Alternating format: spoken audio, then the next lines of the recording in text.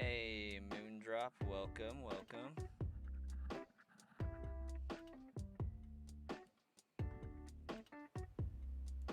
There we are. Oh, isn't that a Nightmare Before Christmas song?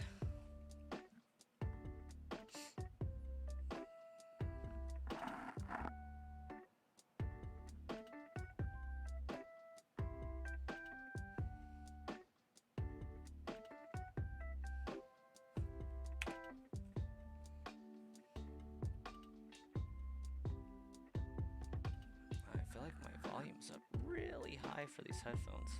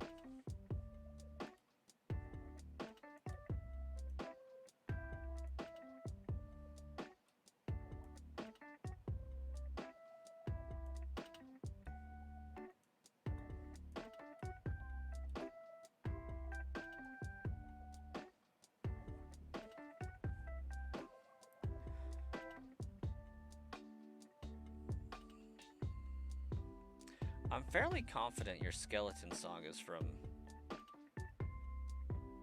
Nightmare Before Christmas, but I've never actually seen the movie. Hey, by Swayze, welcome.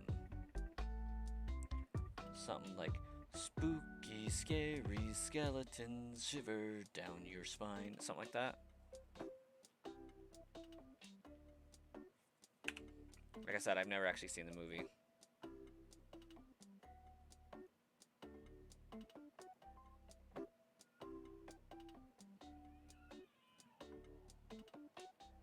Oh, my kid's up to some shenanigans.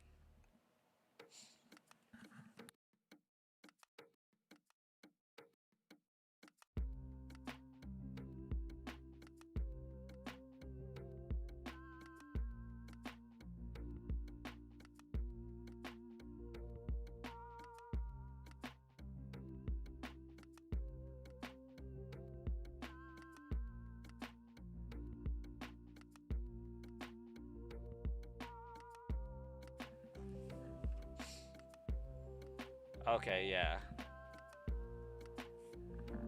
Just had an Amber Alert wake you back up? Like, at work or during time off?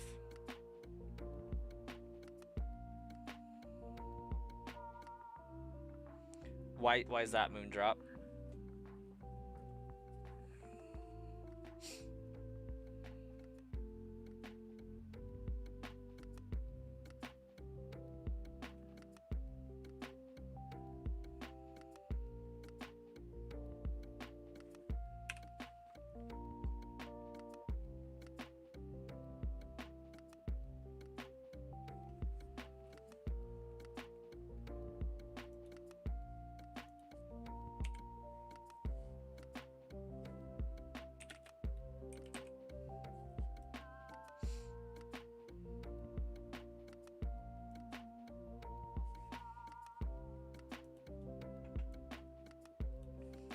Because spooky is ghastly, scary is haunter, and skeletons is cubone. That's fair. I see the tie-in. Almost ultra ball tier 1. But then you like got master premier and then whatever's above premier, right?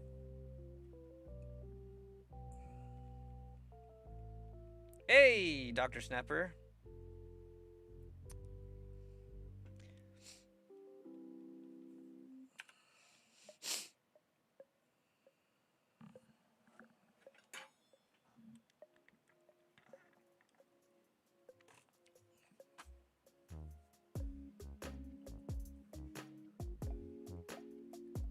You were drawing something today, but only got the bottom part of it.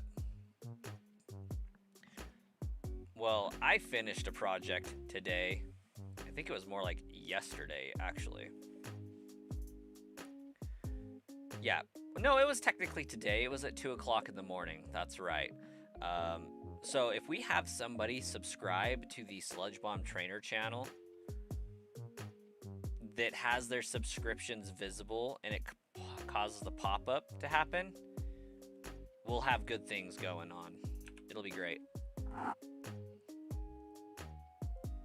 Master is the highest at the moment. Nice.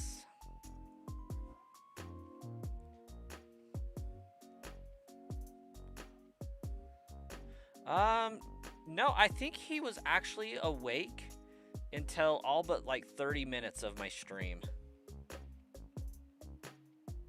And he's like staring up at the camera at me right now, so that's fun. He did eventually go to sleep, but yeah, he was up quite a long time last night.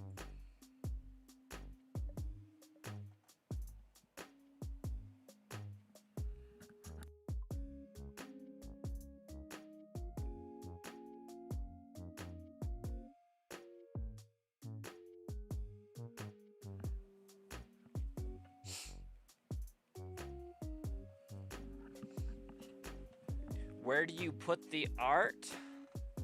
I think I have a Discord channel in the description of the stream.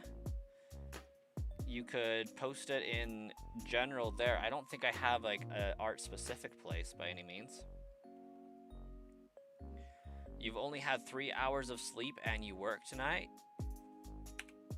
Well, hopefully nothing goes down tonight for you, Dr. Snapper. Hopefully including yourself, don't trip.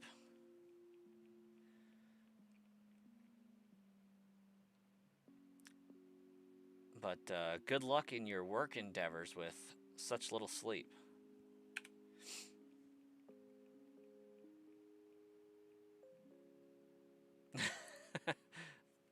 Again.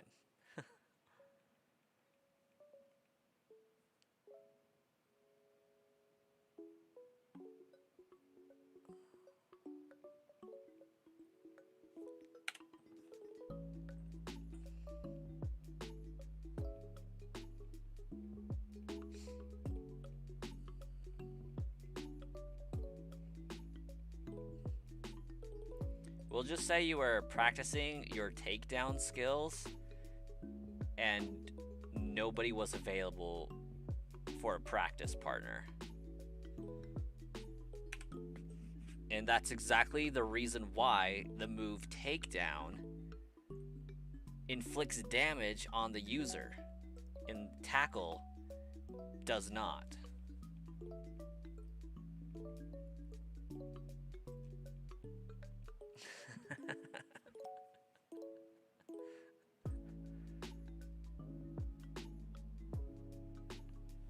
Done? Let's check it out, Moondrop.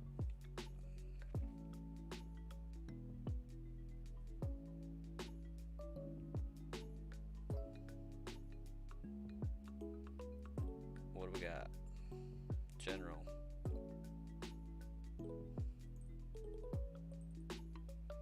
Oh, Moondrop, that's actually pretty good. Nice. Your progress is on the left. So is this like a drawing that you're copying, or like what's going on there?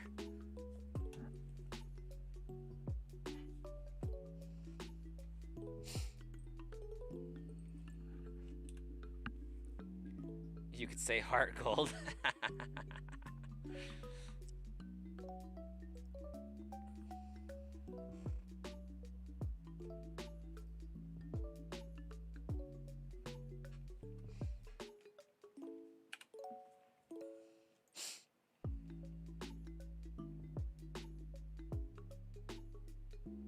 Tracing. Oh, gotcha. Well, as far as tracing goes, it's pretty spot on. It would be a very hard spot the difference.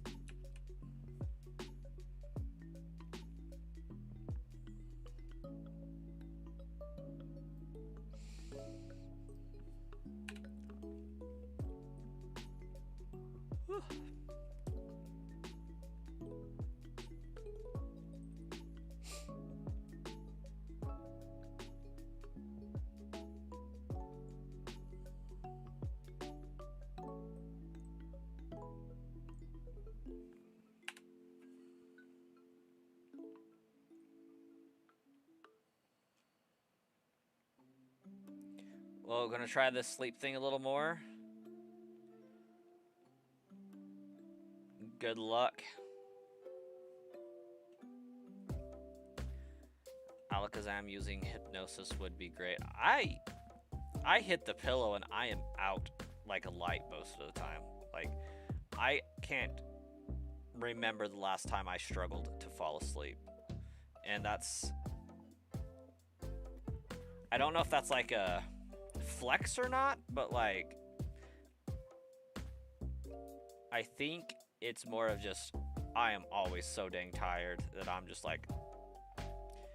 Tap out. I'm good. Crash.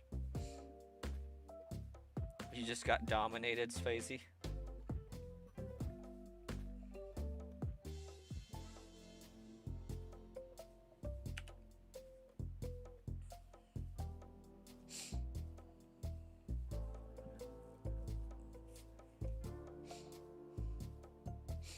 Your ability is insomnia. For some people, that is a curse. I just have children who do not understand a concept of, like, chill.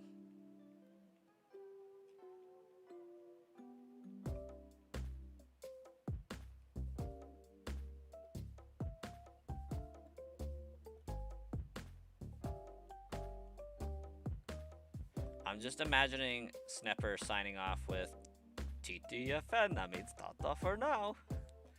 T-I-double-G-R. The wonderful thing about Tiggers is I'm the only one. Woohoo! I grew up with Winnie the Pooh, I'm sorry.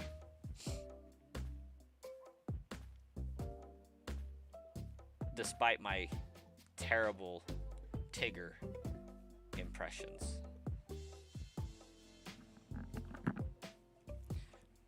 If I were a Pokemon, you would have Parental Bond Sludge with Rest, Calm Mind, and Chatter.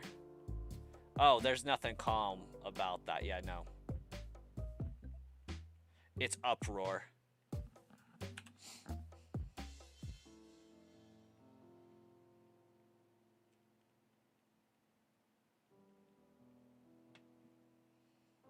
And maybe Smackdown, you know. Just to be well-rounded.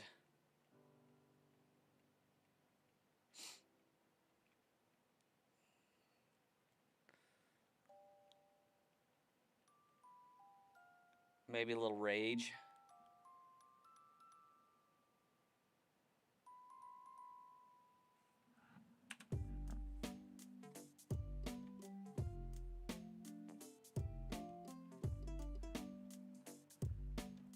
Some Double Slap.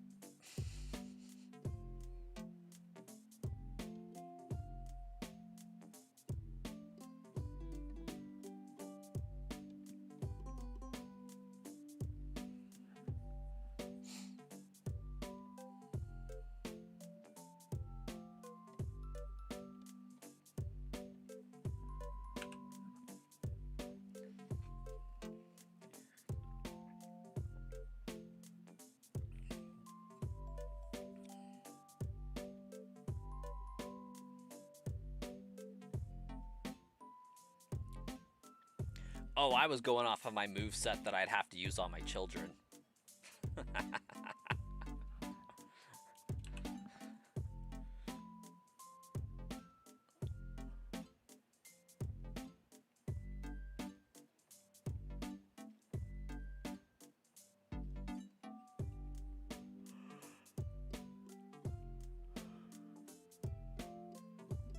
Hey, Gary.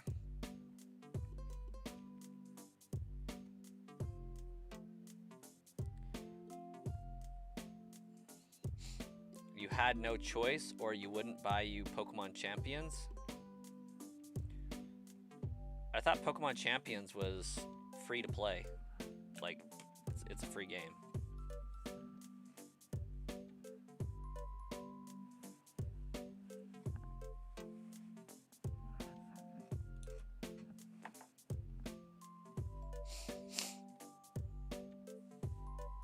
At least that's what everybody's been telling me.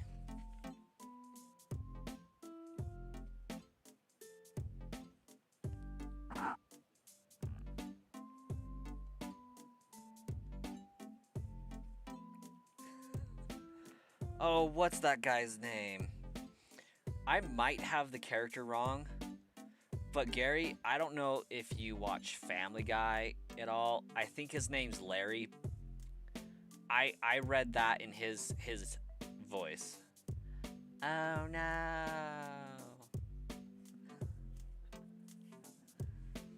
Oh no.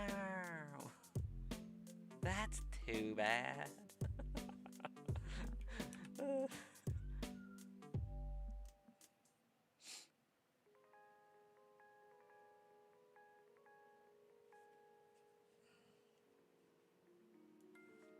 Now I need to know.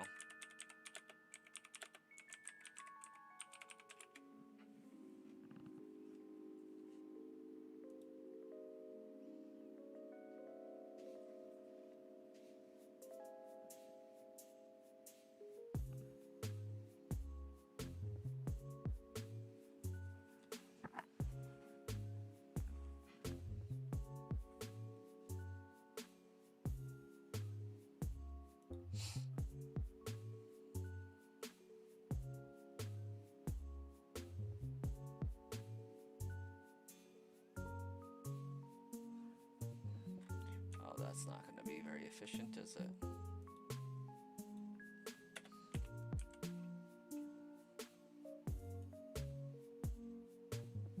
Bruce!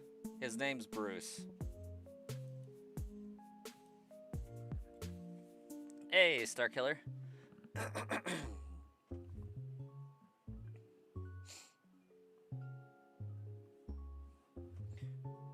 We need a new subscriber for the Sludge Bomb Trainer channel so that we can show off our new subscriber animation. That's on the docket tonight, I think.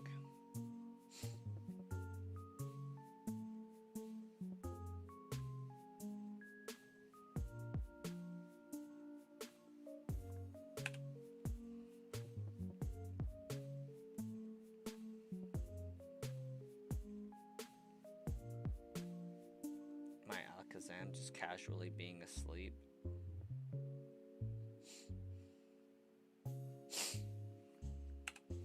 How you doing tonight, Starkiller?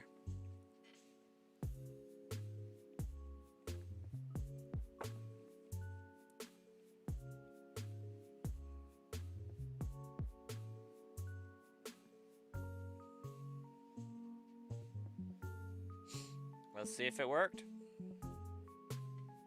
If this person has subscriptions enabled,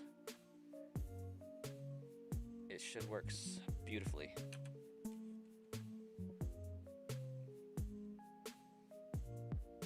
Unless it was Greg, in which point it won't work. I also want to know why it's so... Hey, there we are. Mike O'Shea. First dancing Gengar. That's what's up. I love it.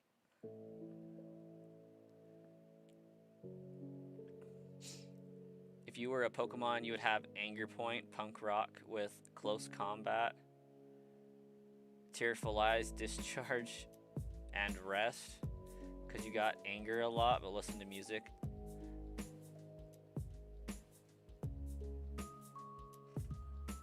And loud discharges for the music part.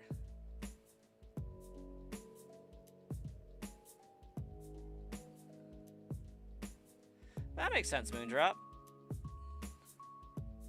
Found a brand new copy of Animal Crossing New Horizons at your grandma's that she forgot to give you for Christmas like a year ago. Oh, that's fantastic, Starkiller. Did you already have the game?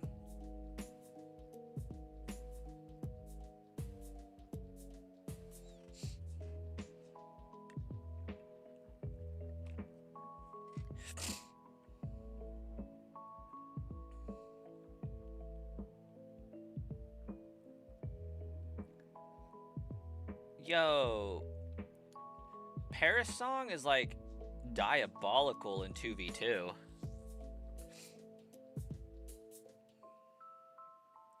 Would I rather deal with that or a double battle of Mega Halucha and Snorlax using entertainment on Snorlax when it has Fissure? I forget what entertainment does.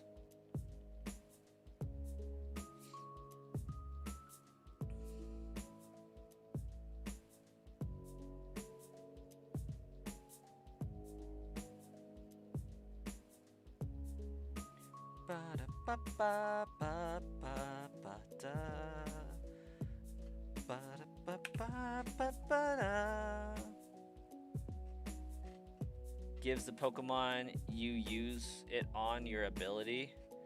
And what's Halucha's ability? Has no guard. So they can't protect. Mike O'Steele, welcome. Glad to see the Gengar animation in action. I simultaneously worked way harder on that than I should have had to, and also not hard enough.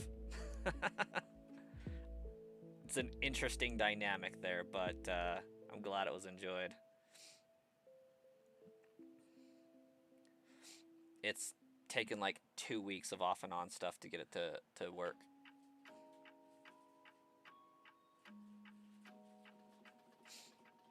And I learned some lessons that would probably be easier just to use Blender.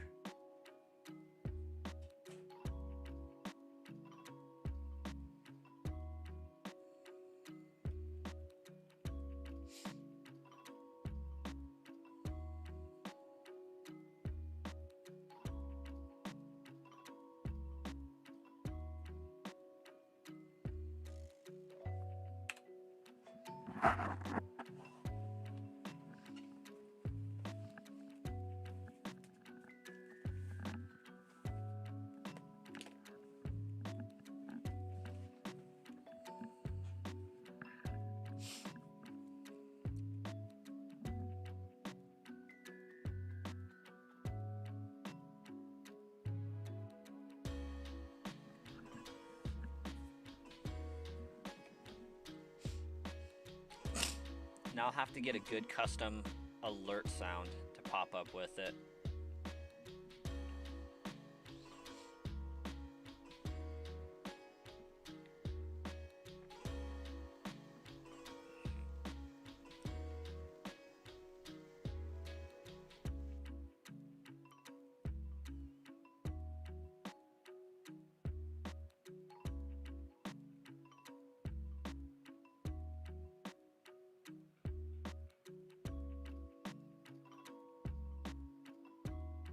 Hey, Greg, welcome back.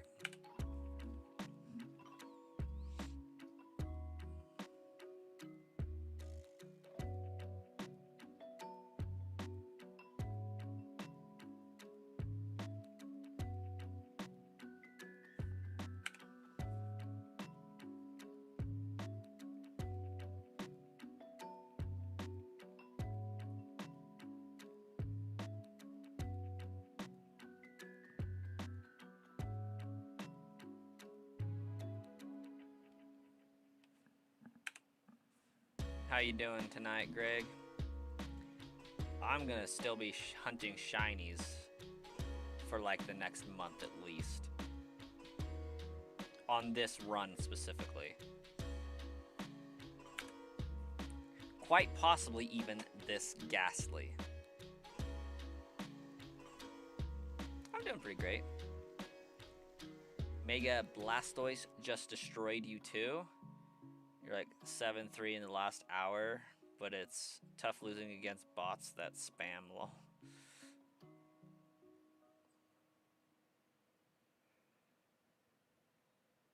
That's pretty crazy.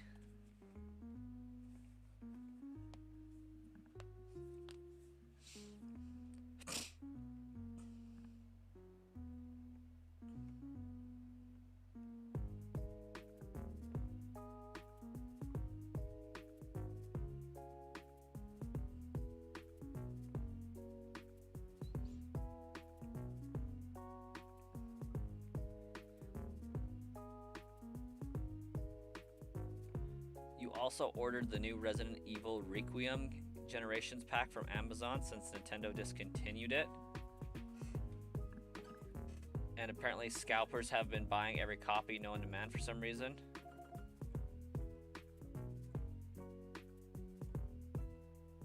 Oh, that sucks by Swayze. What is the generation? So there's Resident Evil Requiem, and then there's Resident Evil Generations pack. Is like this a pack with both of them?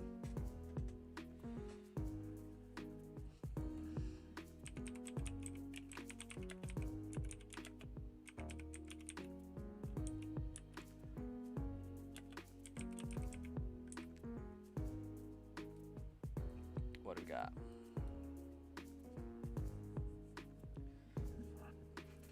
Along with Resident Evil Requiem, it will include Resident Evil 7. Okay.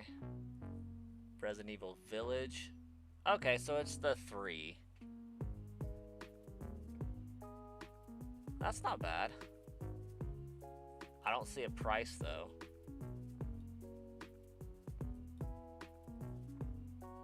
$129. What was it going for originally? 70, 80?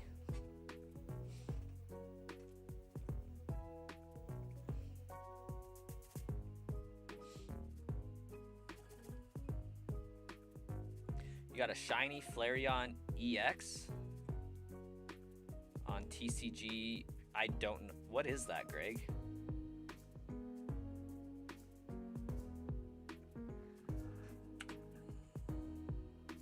Like, is this a physical card you got, or is this like the old TCG Online type thing, but not like Pokemon Pocket?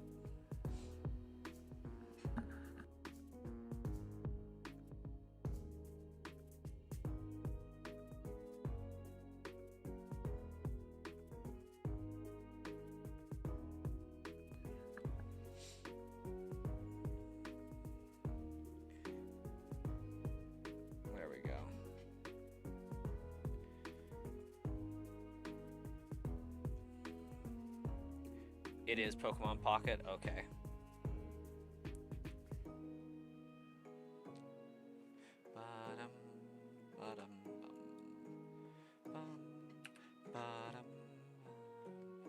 You kept watching clips of people playing Requiem and you just had to get it? You got it for $89.99 and that's the price it released at? Oh, yeah.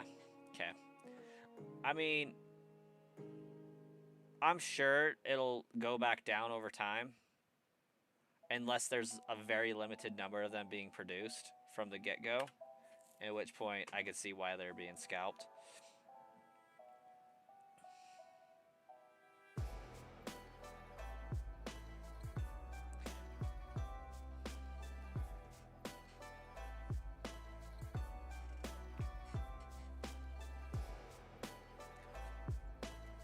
I just don't know if I can get behind playing Resident Evil on the Switch. Which is funny and diabolical because Resident Evil is historically a Nintendo system game. As weird as that sounds to say.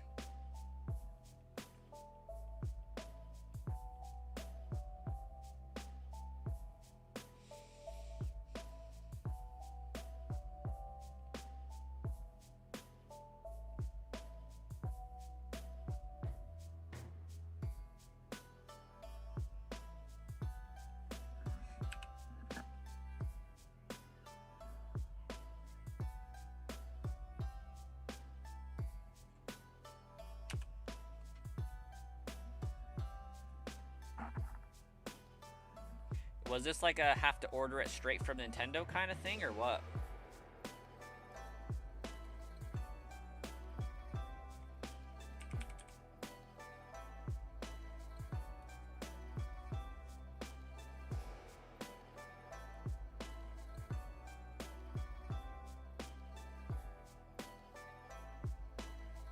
Because, like, it's available on Best Buy, it says, for $89.99.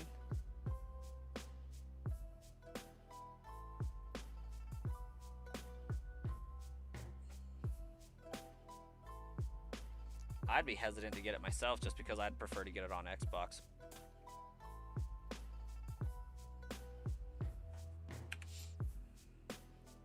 You were so close to getting the Drag Tour Hot Wheels, but you got mad. Random, okay.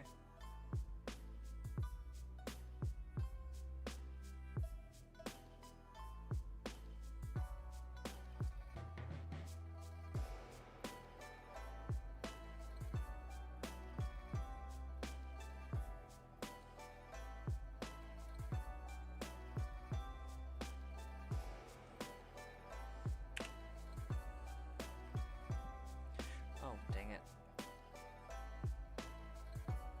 Okay, where we at here? 39. We've been going for about 30 minutes, so I need to change that to a 2. Forgot my timer again. You believe that is a scam? I don't even know what that stands for. Greg.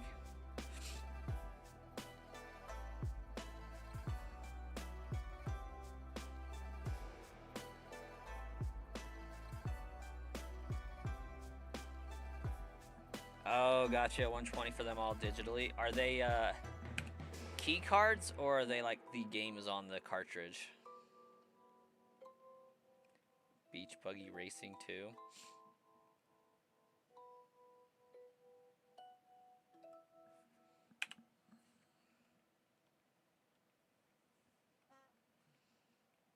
So yeah, like 89 bucks for 3 games is pretty decent.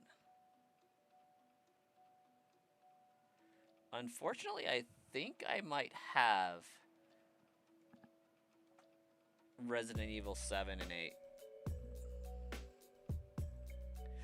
Yeah, I haven't made a huge big distinction over key cards versus not. Like, I think most people are starting to accept that the age of physical releases is almost a thing of the past.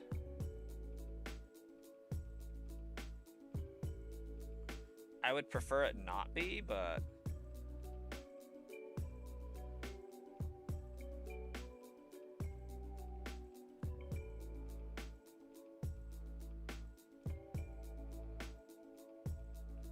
it is what it is.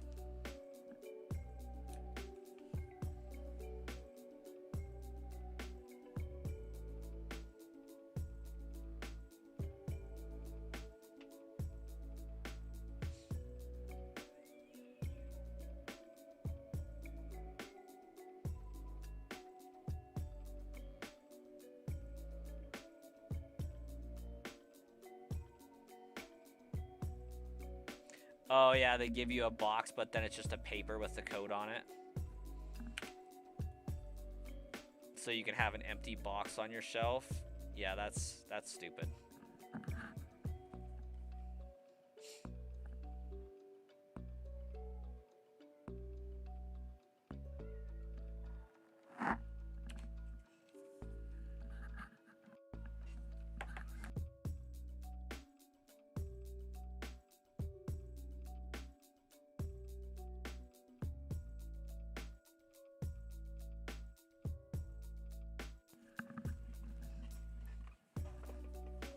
$45 out of $65 on your dad's phone? What does that even mean?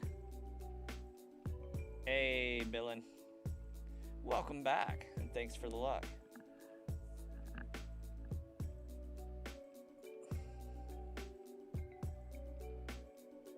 Is that like cars in beach buggy racing?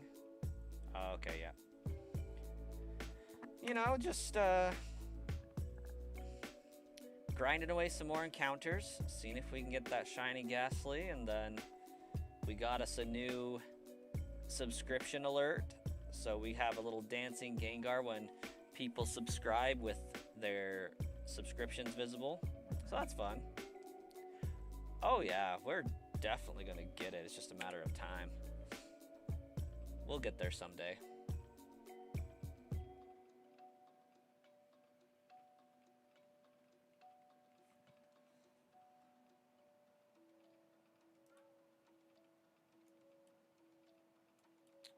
Maybe I should do us a little Streamlabs test here.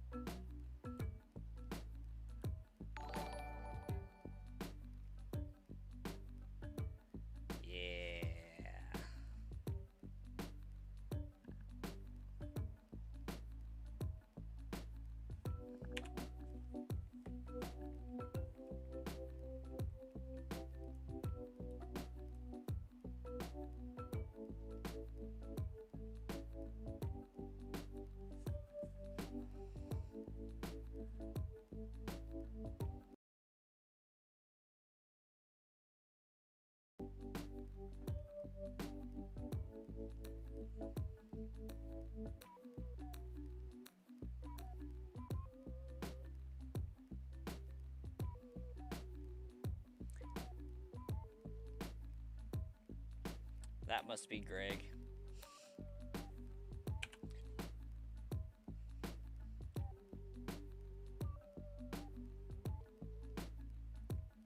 Just won 2 in a row with 2 sweeps. Now time to lose 2 in a row. Seems to be like the game knows.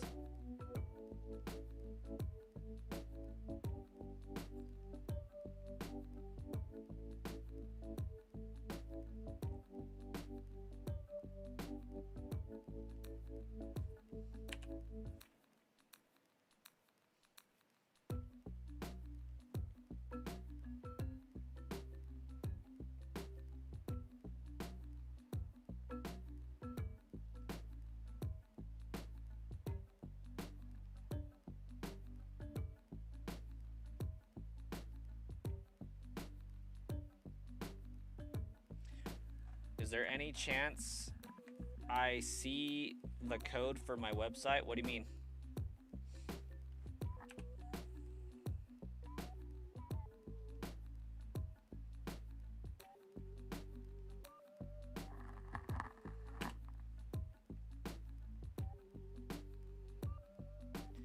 Wicked and Famous, welcome.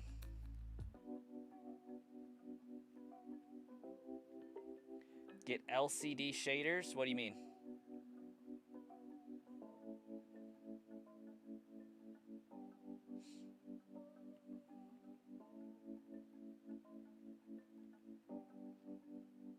Hey Andrew, welcome back.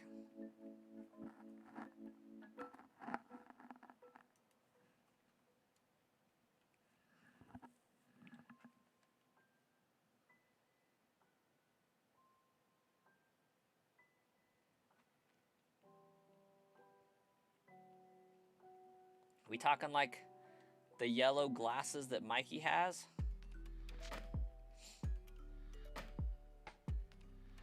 Is that what you mean by LCD shaders?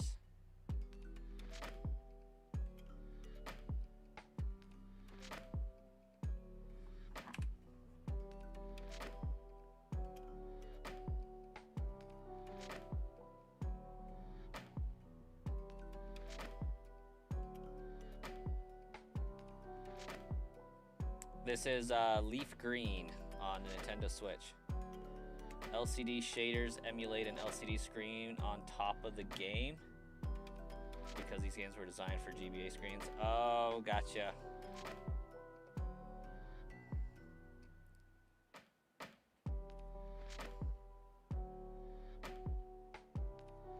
Yeah, this isn't an emulation, so this is whatever the Switch is outputting at.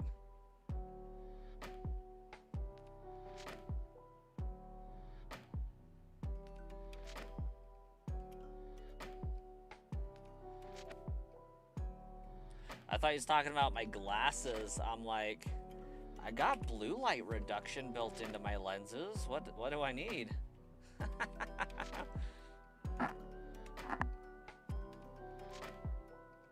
I guess I could put the green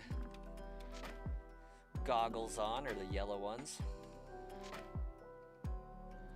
So LCD shaders is it's an emulator that like kind of plays the game as if it was on an LCD screen. I'm just not sure how you would like capture that.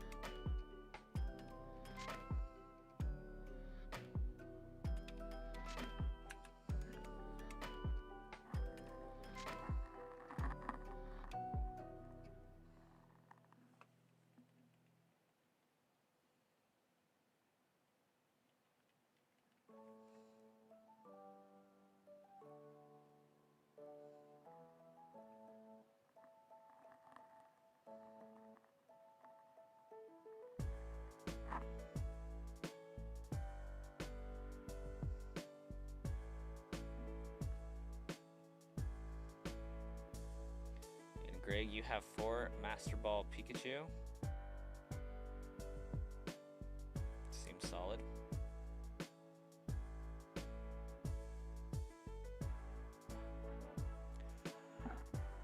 No, I'm not looking forward to going to work tomorrow, being perfectly honest.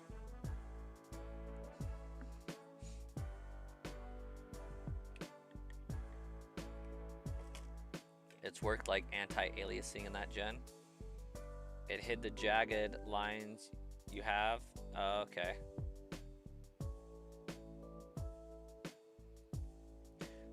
Gotcha.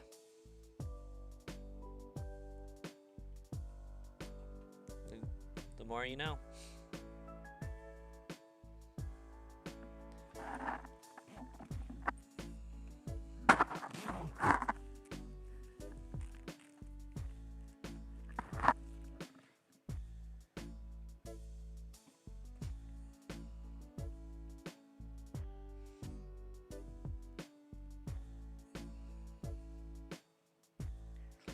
Best win streak for Pokemon? Probably non-existent. I mean, the only competitive battling I've ever done, and by that I mean PvP in general, is Legends ZA when I was going for the Mega Stones. And so like I only did the bare minimum I could to get the Mega Stones unlocked and then dabbed out.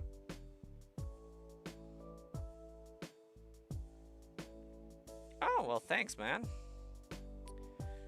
11 more till 500. We're getting closer every day. And we might also get another dancing Gengar.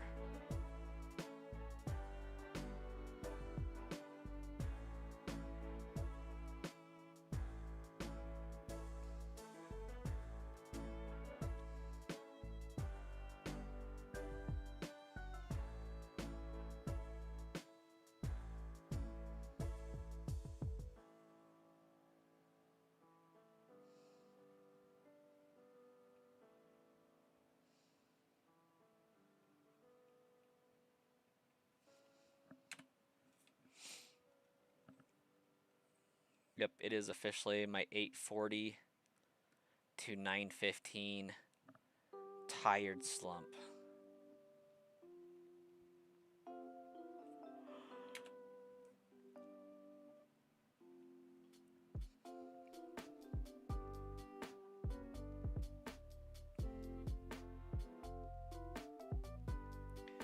My second Pokemon on my slot, Firo.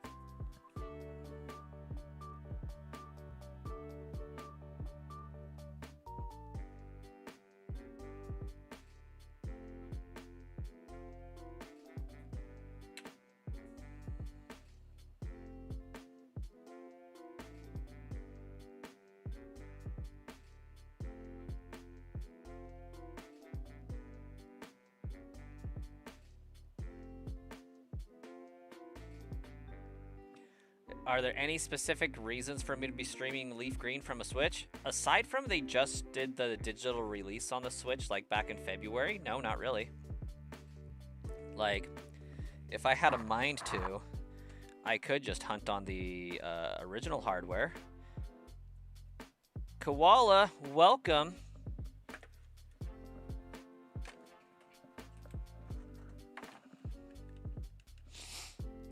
Hey, Jacob, Elser, welcome. Yeah, it's purely because the game came out on the Switch, so I can hunt on the Switch. It's nice, it's digital, it's easy to stream. I don't personally do emulators. I don't find the shiny hunting to be a legitimate reflection of actual shiny hunting because you can speed up. And like, I don't really look down on those that do use the emulation for that, but since I can't really get them to Pokemon Home that easily, and you have to go through like save editing software or jump through a bunch of hoops to get them onto a cartridge so you can port it up to home, I don't find them to be legitimate Pokemon. So if I was looking for shiny Pokemon and I counted those, I would just generate the Pokemon outright, if that makes sense. I did a Bulbasaur was my starter. But I believe if I click this button here, I could do this on original hardware. Okay, maybe I can't click this button here. There it is. This one. Let's just move that up here. Yeah, there we go.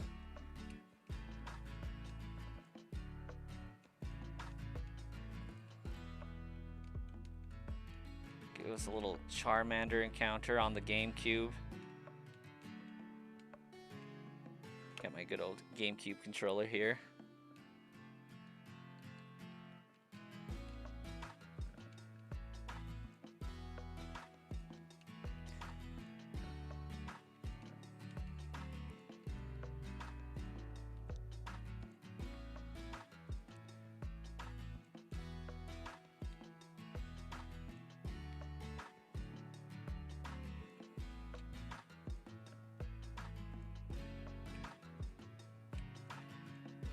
What's the button combination on this one?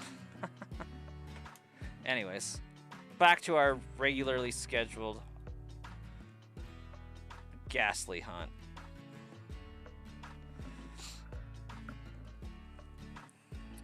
Yeah, so Koala, one of the biggest benefits of doing this on the Switch version is they hand you the Eon ticket and the Mystic ticket, so you can get Ho-Oh, Lugia, and Deoxys, and you can shiny hunt them on this game forever.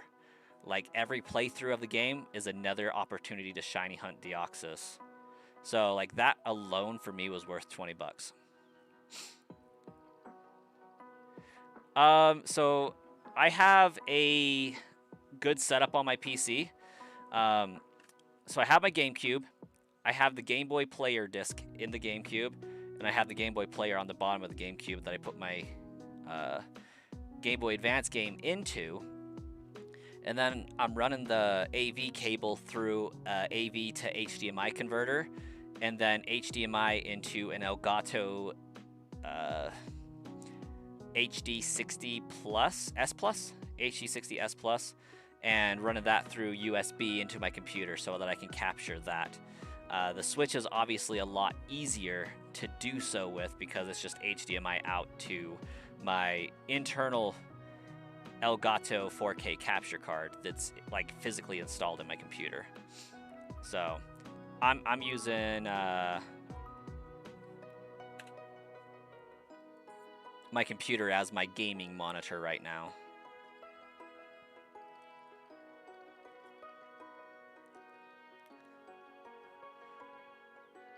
Name him Flamethrower.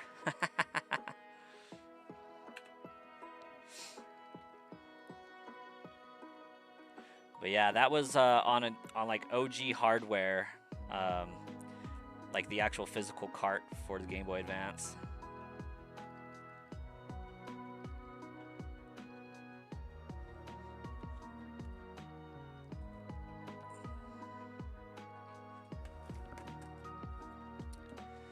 I mean, I'd show the leaf green one, but it's in the GameCube, and I don't want to bend down and pull it out. But got a nice emerald card I could pop in and do some runaway encounters on. Yeah, as long as you can get it to an HDMI signal, Elgato will capture it.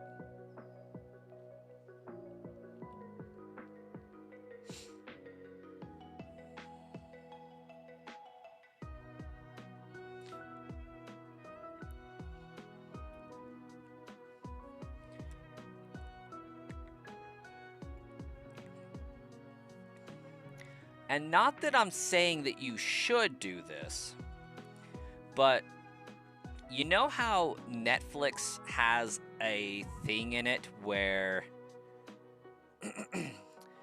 if you are trying to screen capture your computer to basically pirate the movie you're watching on Netflix, Netflix's webpage is coded to like not allow those observer programs to see through. It'll just be a black screen. If you run it through like a PlayStation 3 or 4 or 5 and you're running Netflix on that, it has to allow the signal to leave through HDMI to your TV. So if you use an Elgato capture card to intercept that signal, it gets around that. Not that you should do it, because it's still pirating and, you know, applicable laws and all that. But it does circumvent that protocol. Fun fact.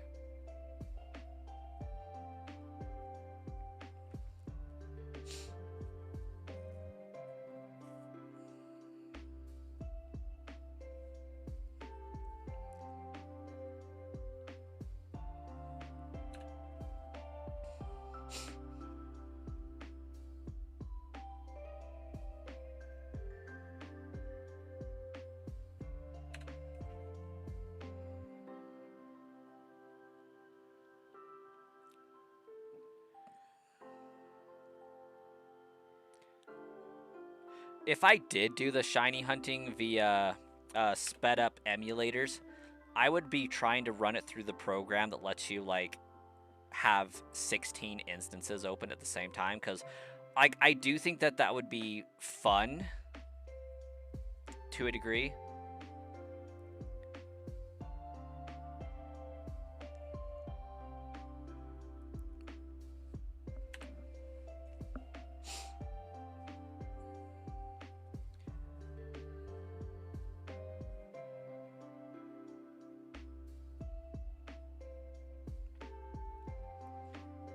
There is no trade cable item in this game, but you can trade with another Switch via Bluetooth, and I don't have a shortage of Switches, so I bought Fire Red and Leaf Green and just have one of them offloaded onto my OLED, my fancy Zelda OLED.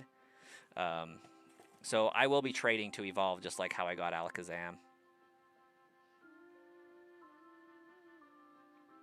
True that, Wicked Infamous.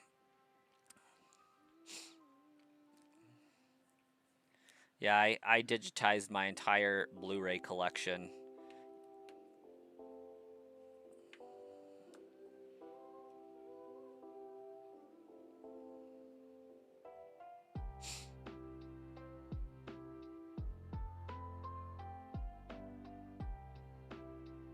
Oh, you missed when I got Abra?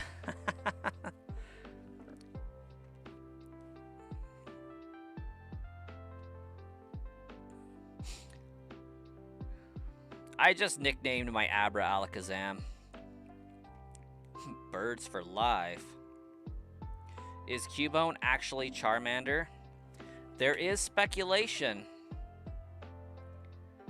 that says that could be the case.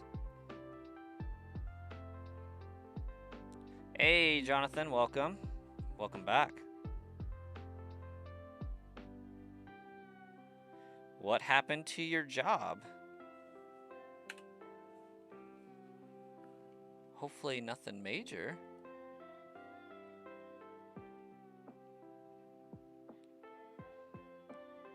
What am I looking for in the game? Shiny, bluish hued, ghastly, or haunter. Oh, you work when I stream. Gotcha. Yeah, that makes sense. So, normal ghastly in this generation has that pink-purple hue of billowy apparition smoke behind it. The shiny ghastly has a blue version of that. And Haunter has a red tongue with its hand outlined in red. But the shiny has blue. So we're looking for that. And of course, a sickly green Cubone also would work, but like I'm looking for ghastly because I fully intend to shiny hunt Snorlax next. And gosh dang, if that isn't going to be brutal. So I want a ghost type so that Snorlax can't like put the smackdown on me as easily. I mean, in this generation, they're kind of dope. And I still managed to use Calm Mind somehow.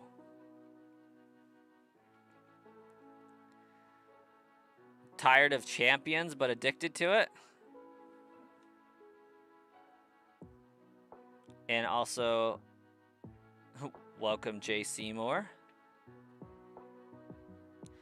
And Pio-Roar? We must have got raided or something.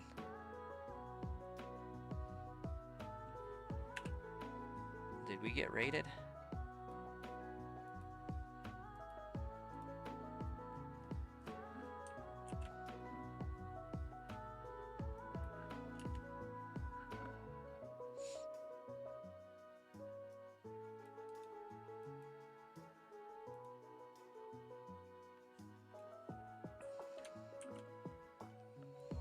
Up until they went to like Gen 6, I believe, like shiny Gengar line was actually pretty okay.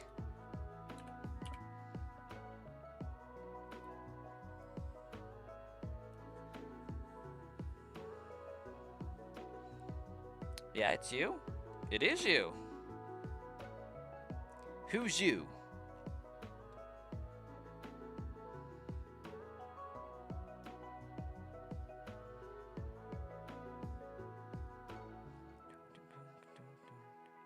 You are currently hunting shiny. What shiny you looking for, Pio-Roar?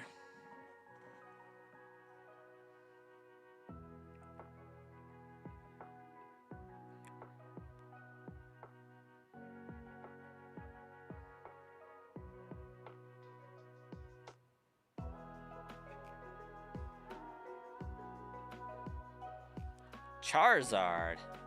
Solid. How many encounters you got?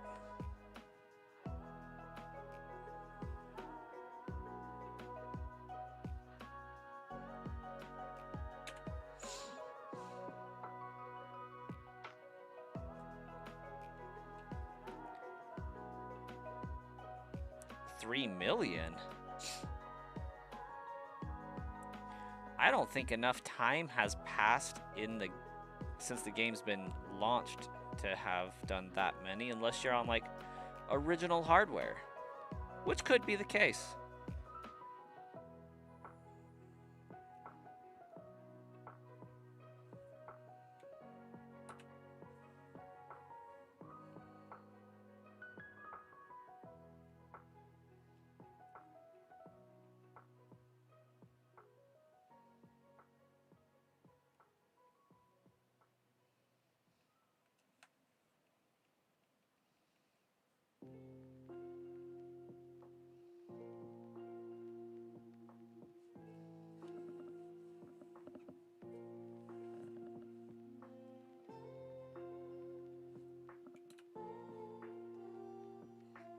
You were Greg 3 minutes ago? Okay, that makes more sense.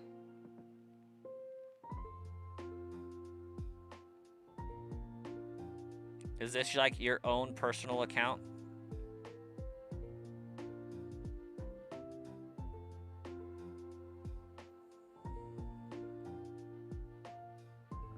So like when you sub on this one, it doesn't disappear at the end of the stream?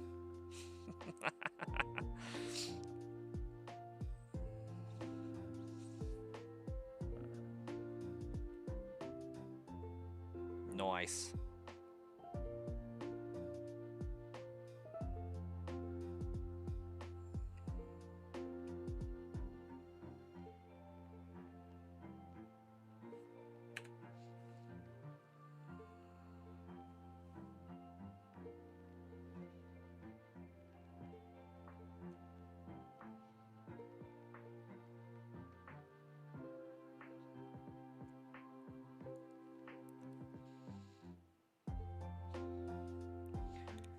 When did this game come out on Switch?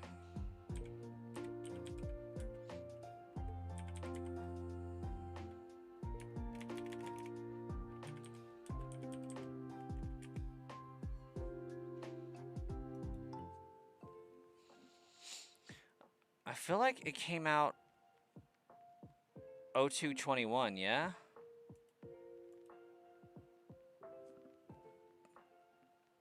Next year hunting Diglett, solid.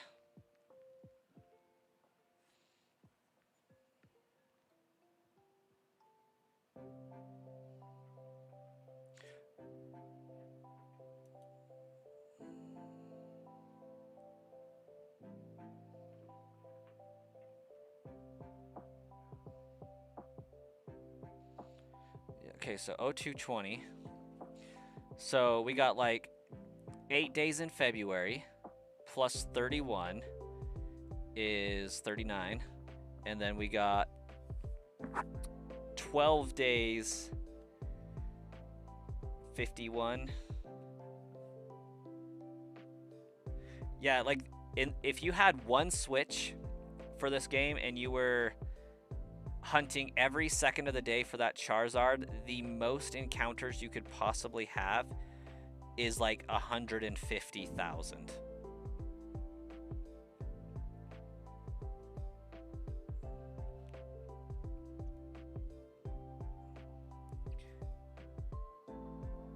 You would have to have like, what, 30? No.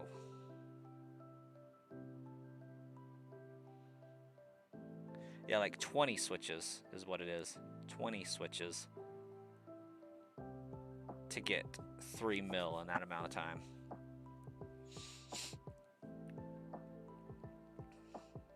If I was going for Shiny Haunter, wouldn't the repel glitch work?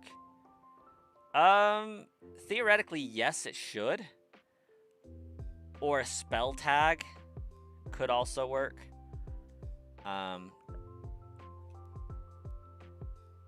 If by repel glitch you're talking about like if I was just to hunt with repels in use, it would allow Haunter to spawn instead of Ghastly and Gengar. Or Ghastly and Cubone.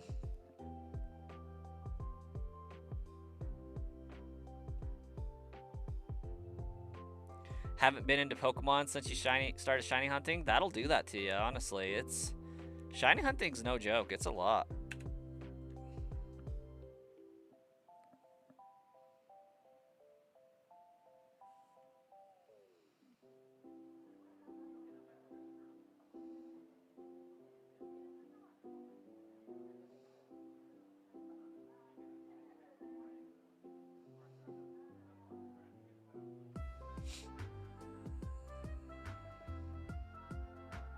Yeah, higher levels, yeah.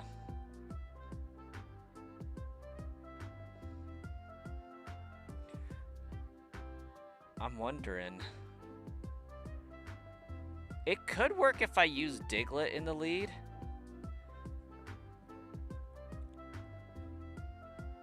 Where is this? Is it the cleanse tag or the spell tag?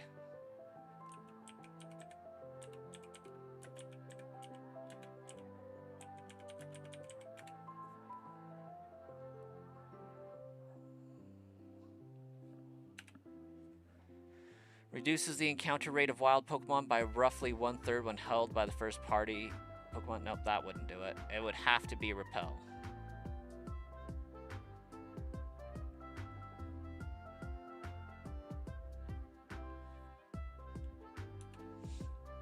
Hey, Pacers. Yeah, it reduces by 1/3. Not actually a Repel.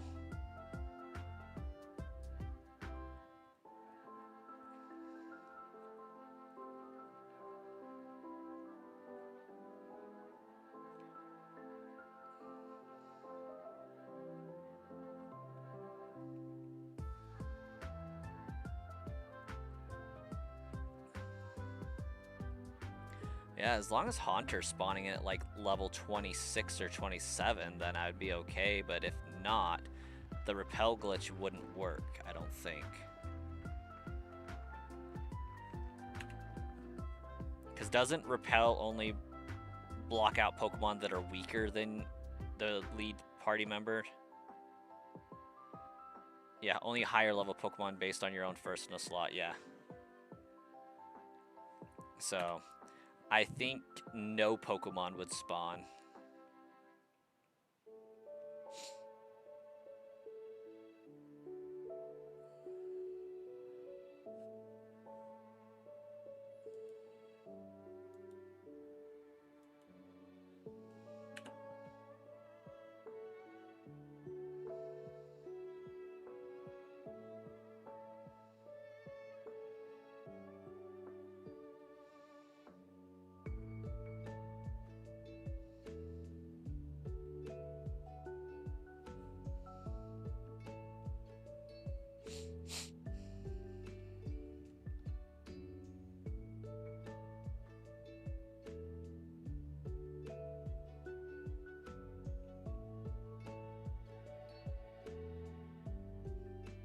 I'm pretty sure Haunter is floating at like level 24. I think this might be one of those magical Pokemon where you encounter it evolved at a lower level than you would typically be able to evolve it at.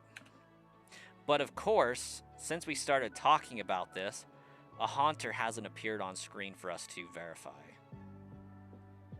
Also, welcome, Shauna. Was playing Arceus with headphones on.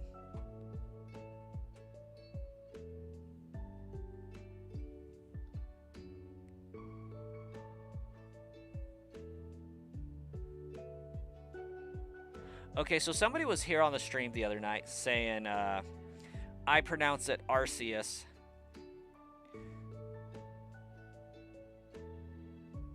Instead of Arceus.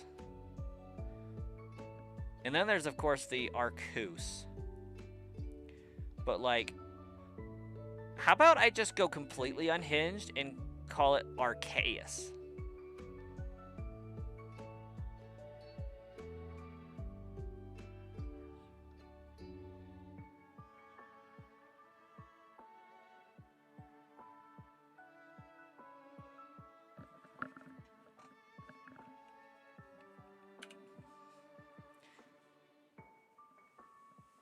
So if I used a Repel with a level 20, Haunters only appear. Yes, problem is I don't have a level 20. My lowest level is 25.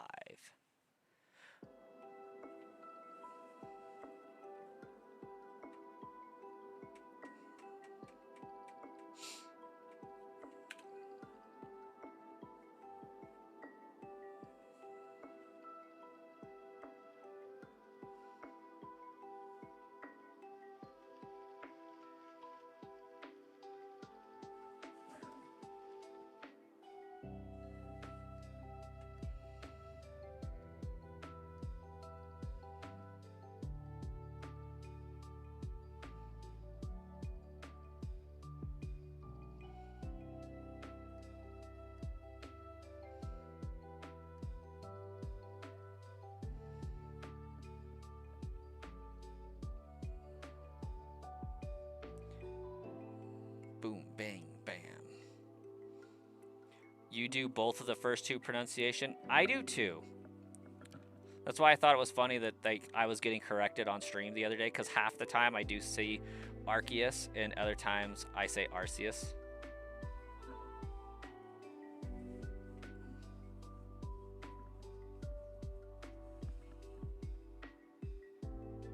It's one of those magical words that its pronunciation depends on context around it.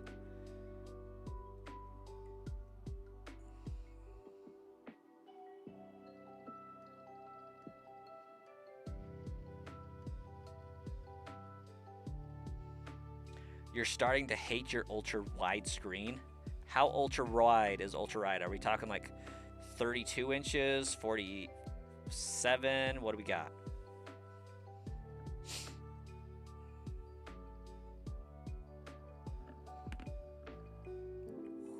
That was nice.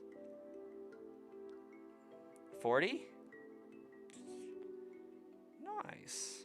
It's a good size screen. But understandably, like, not a lot of things are built for that wide of a screen. Like, I know your computer will, like, upscale and stretch and do what it needs to fill it, but I feel like 40 is one of those interesting aspect ratios.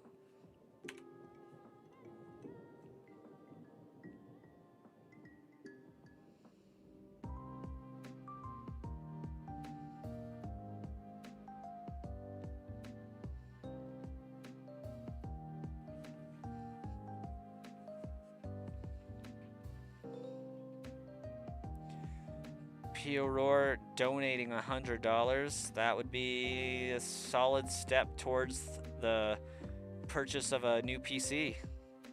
It'll buy me like a fourth of a stick of RAM, I think. It'd be great.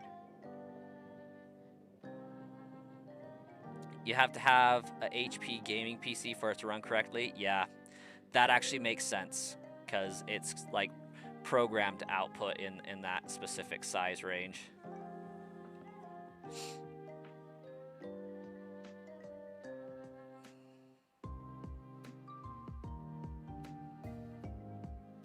HP gaming PC. High powered. You want to build a Threadripper gaming PC? I've heard of that. I just don't know what it means. Like, I've heard the terminology before.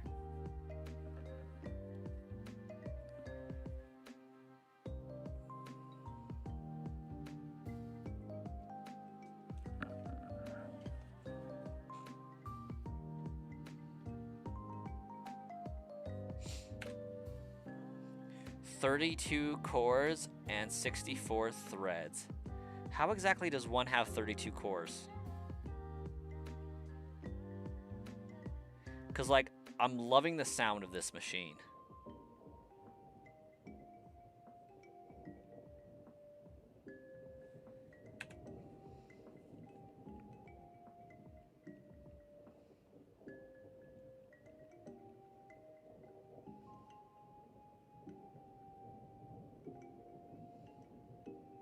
$3K plus just for the CPU. Yeah, not to mention the specialty motherboard you're going to have for that. And is that like a huge tower PC? Like, that sounds intense.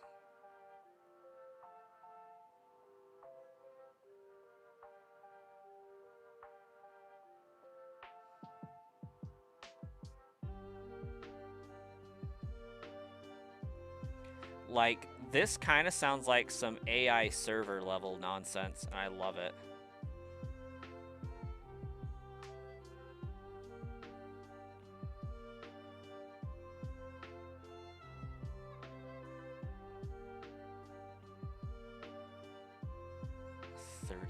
Cores.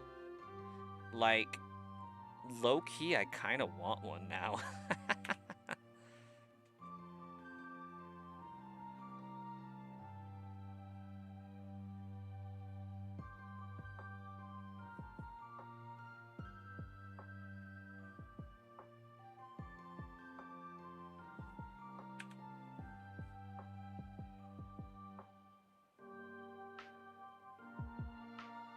They go higher than that.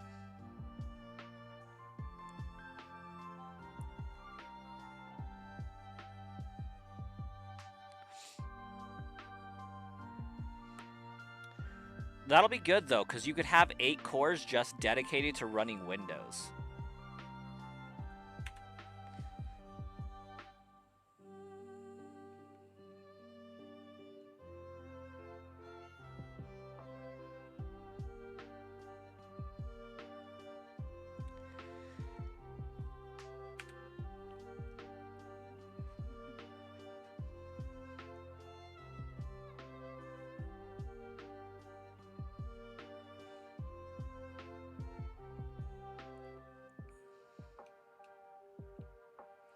You can run multiple virtual windows as well.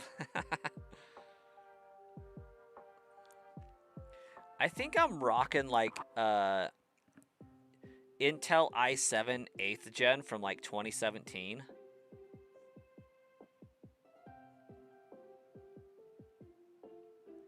Diglett is super ineffective against Ghastly, nor does it actually have a visible shiny from our side.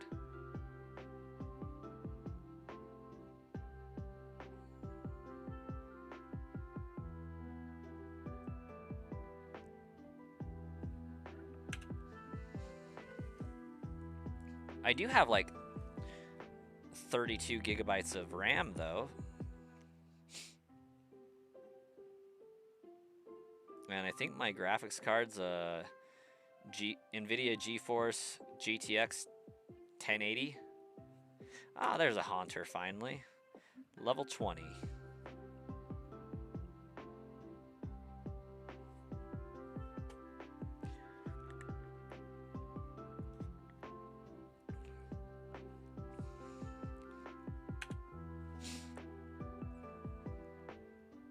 I could use Venusaur. But why? It just takes time to switch to Pokemon for no good reason.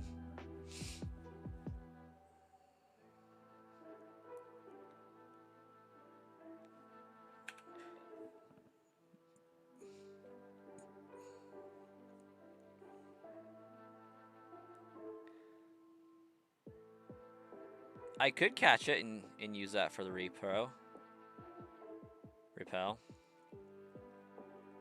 I know what you meant.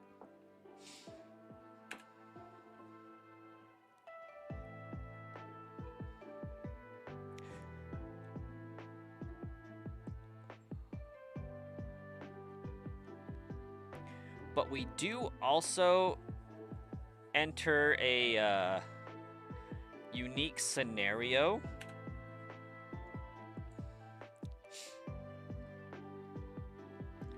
where it may become difficult for me to run.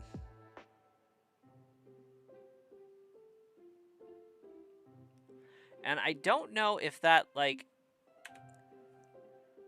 negates the shiny only part of the badge quest. I don't have a rule saying that I couldn't specifically, but it would be a Pokemon being used that isn't shiny, so I feel like at that point the name doesn't quite apply. But I'm not using it in any battles either, so... Hey, Shauna, have a good night.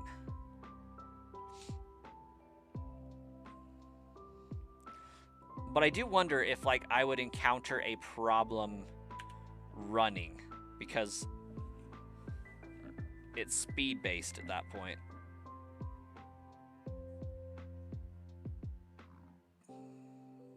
Excuse me. Because if I encounter a problem running, then that would negate the purpose, I think.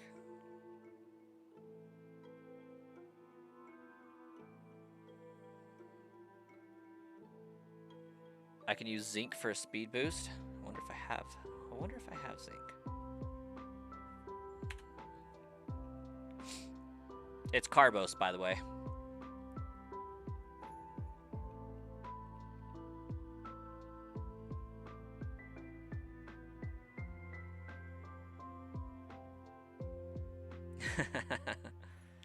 The only reason why I remember that is because I associated Carbos with carburetor, and that goes in a car, and cars are fast.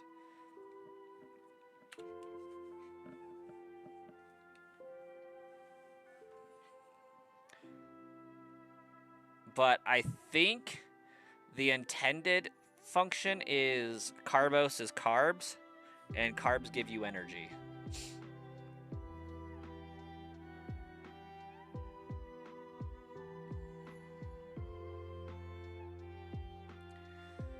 James got sauce.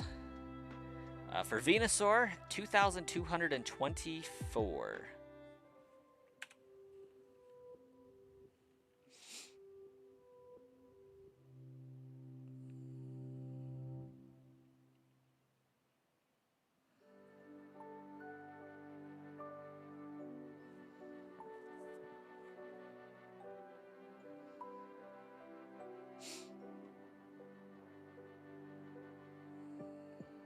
You're at 1350, going for Venusaur as well?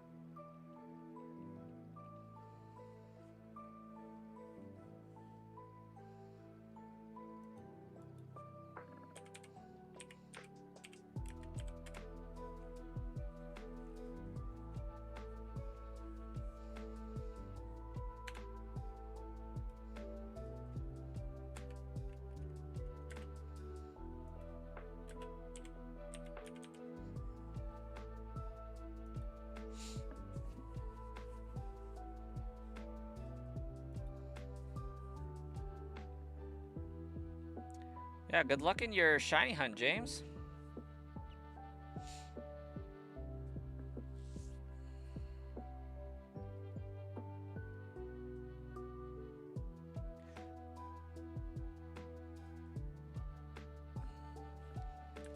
Okay.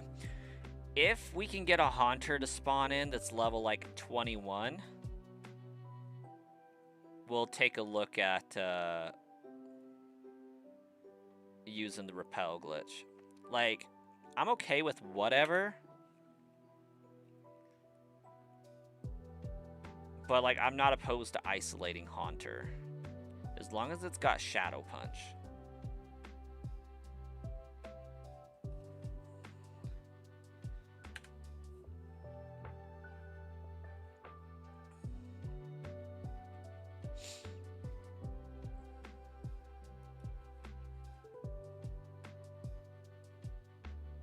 Yeah, it's definitely not a glitch. It's a fully intended function of the game.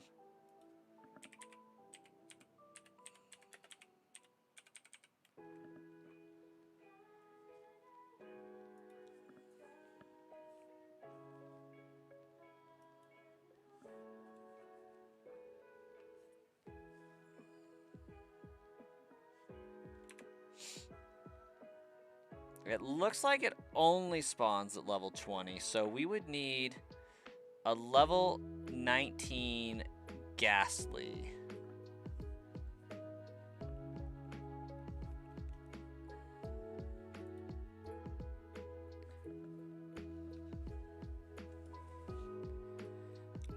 And like, I think I could set up item duplication glitch to get the required carbos, because funding is definitely an issue with the carbos. Hey Roxy, welcome to the stream. How you doing? Roxy Hunts.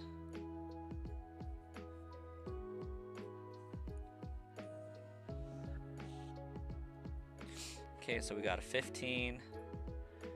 And yeah, I think even a 17 would work. You'd give me $5 for it. That would actually be dope, not gonna lie. But No worries.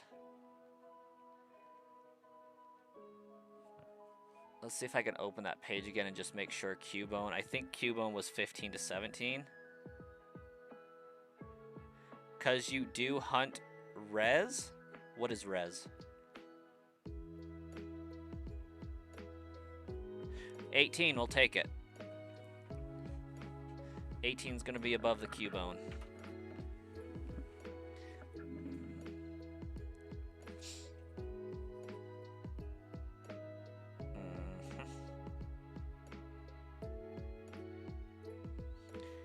Unfortunately, I think the only thing I can realistically do is, you know, let it take its own HP, I guess. Oh, I know who you are.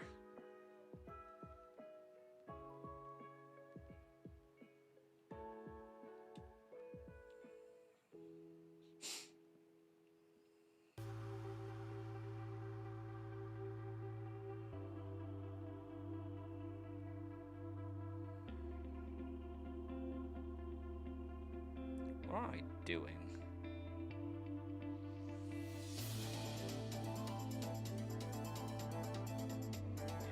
Where's your super chat? You just purchased it? That's a good question. It does take a hot minute for it to pop up.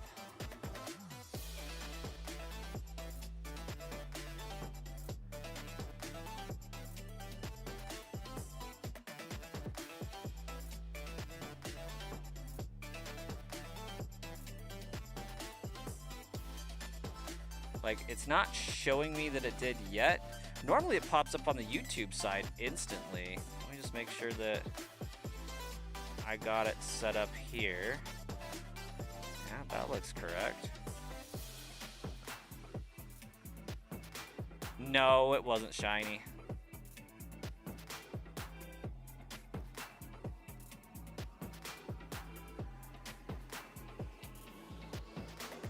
What do I got? Carbos.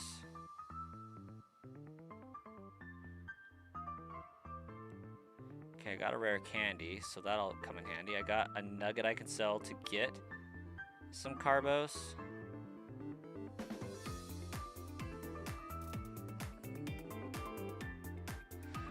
I got myself a regular Ghastly.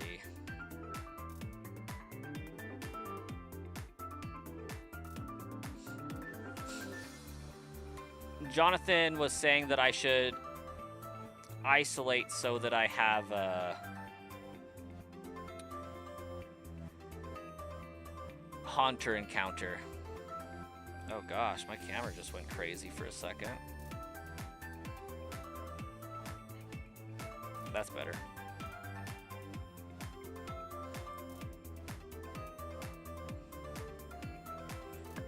So if I hunt with a Ghastly that's level 19, I will only encounter Haunter.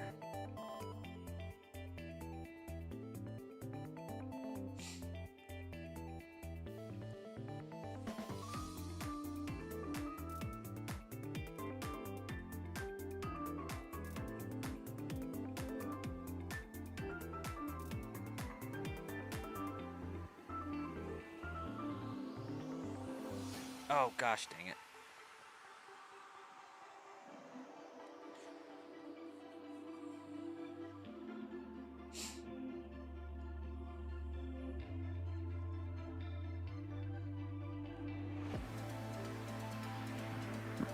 Yeah.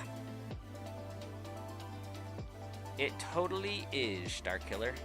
It's using Repel, so if I use Repel, it'll block all Pokemon lower than my Pokemon's level, and that will include filtering out Cubone and most of the Ghastlys.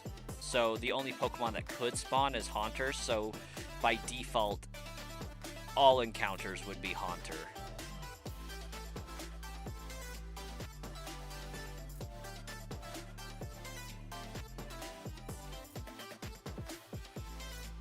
Oh, we're fixing to go to Celadon to remedy that.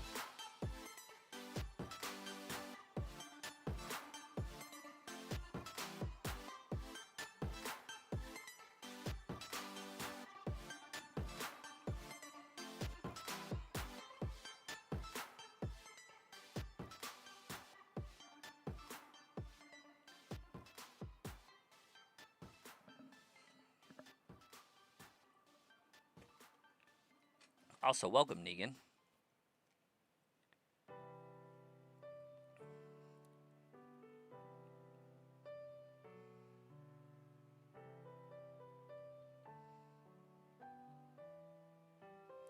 $200 steps.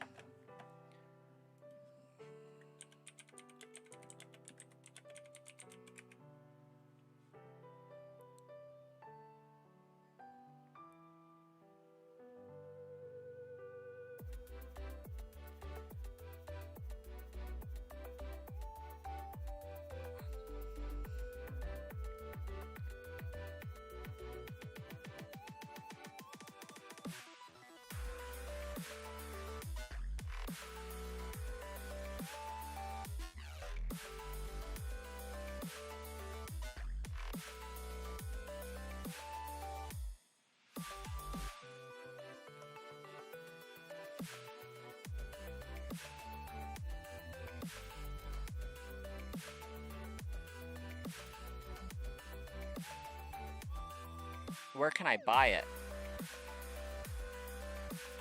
In the case of the Pokemon Tower, no carpets is visible, but the two at the top look the same way.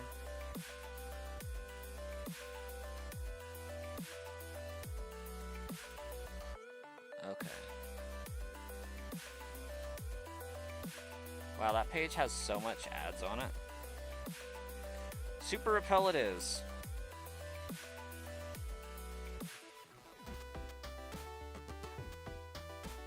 Probably afford 10K.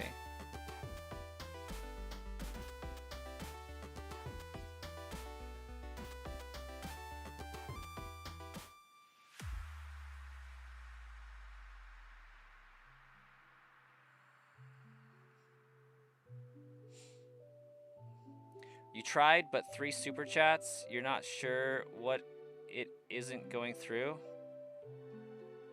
That's wild. But like nothing's getting charged on your card or account though, right?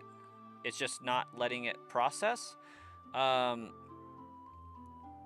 do have PayPal as an option there if you're really like set on it. But it isn't showing up on the YouTube side either, so at least I don't think it's charging you. Which is nice. It just won't do a super chat on the screen.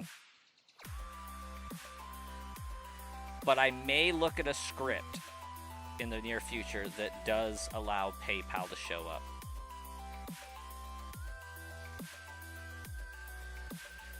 Actually, I could try something real fast.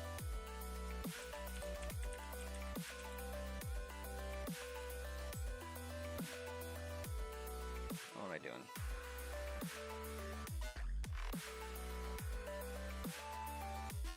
Oh, yeah. Check this out. Where is the button?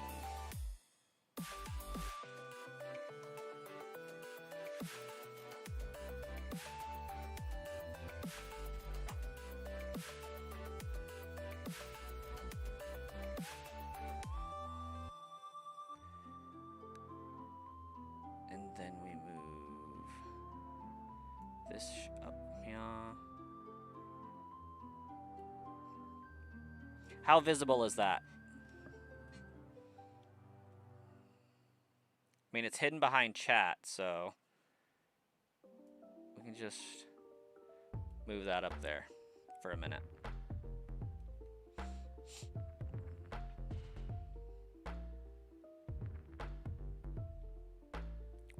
We're prepared for YouTube being a bum.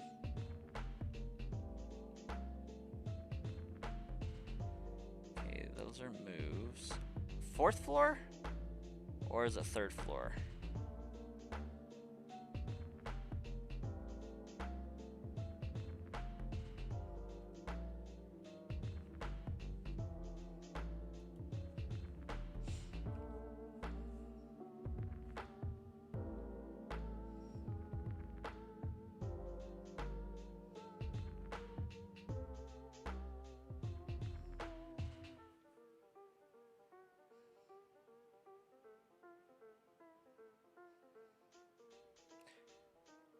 I promise, guys, I can use the stairs.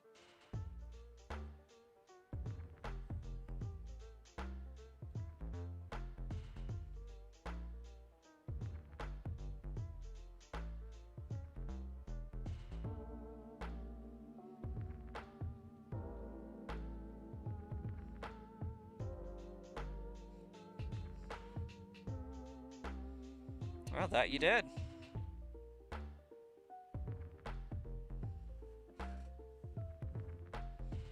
Let's see if there's a super chat message I need to read.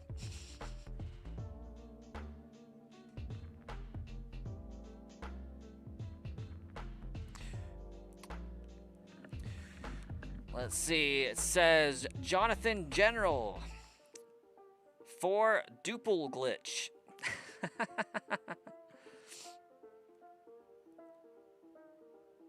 Thanks, John.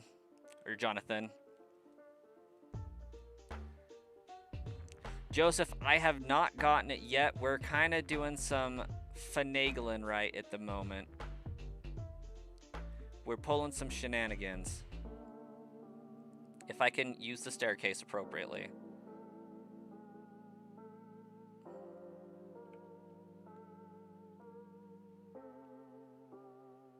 It's got to be this guy.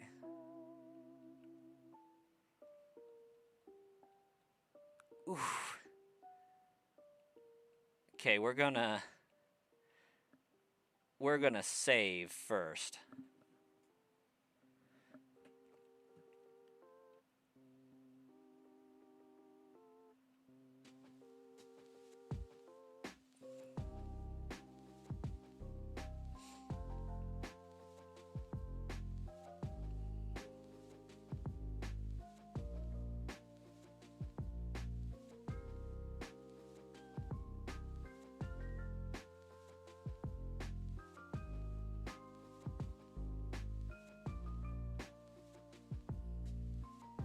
Also, Jonathan, do you want to pick a nickname for the inevitable Gengar that we will have?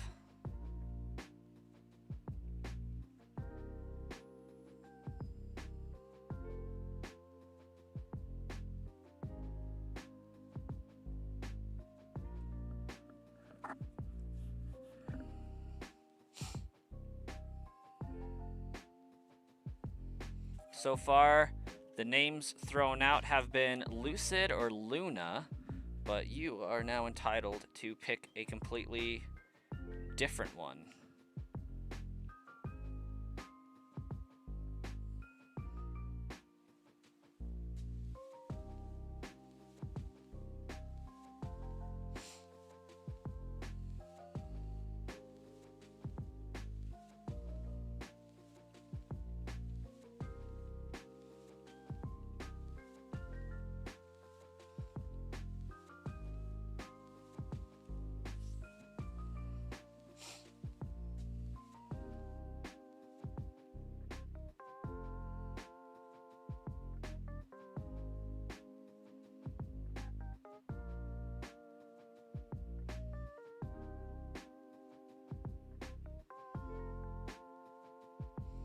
Might as well use the Pokemon Center while I'm at it.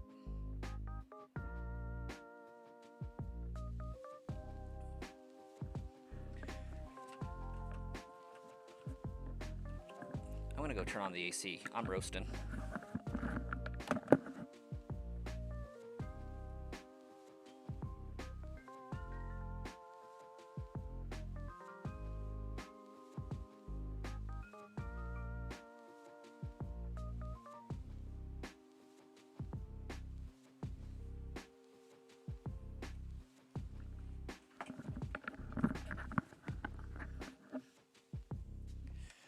Name it Mew, you got it.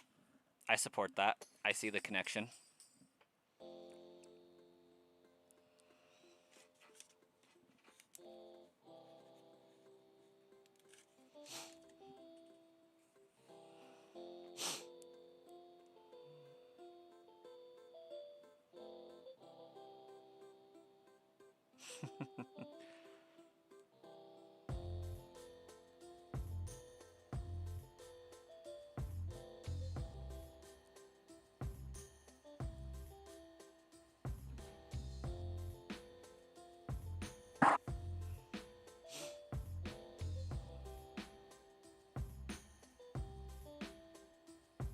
chose correctly there. And I've battled all these guys, so that's nice.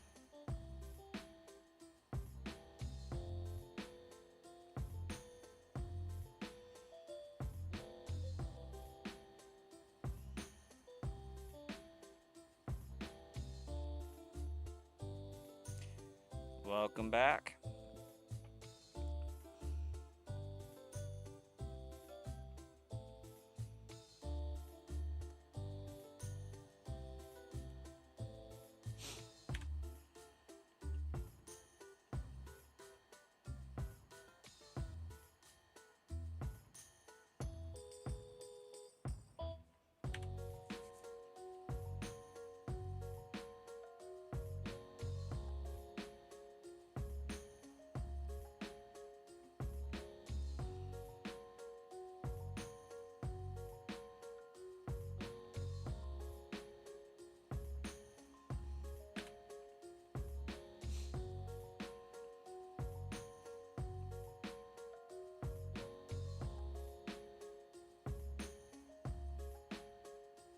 Just waiting for a haunter to appear to see if I can outspeed it before dropping another save.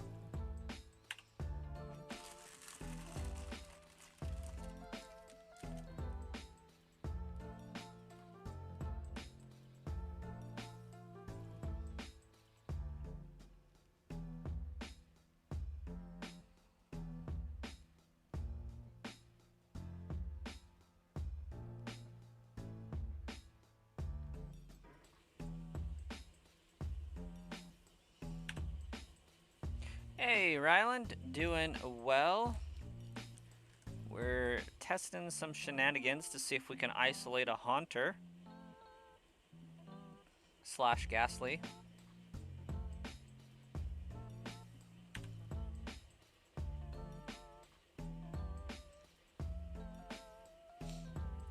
I mean, so far, just having the Ghastly in the party's keeping the Cubone away.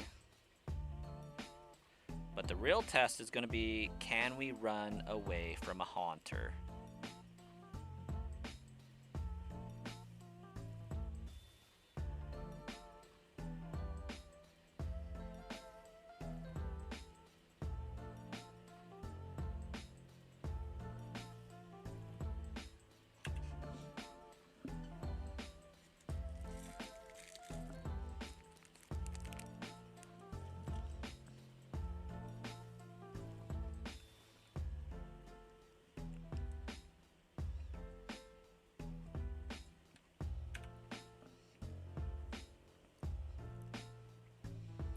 Hey, Bubbles Plays.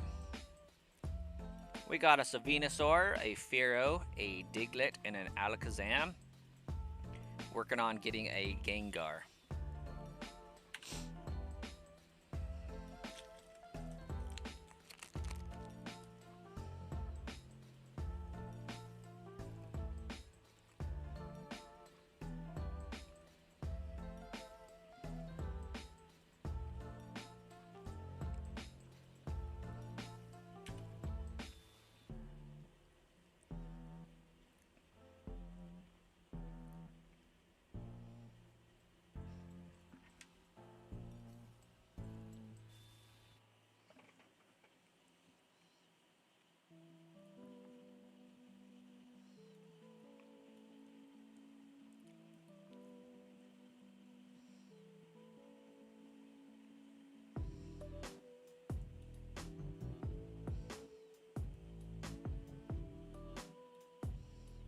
Also, Bubbles, where the heck are you watching from? I can't see you.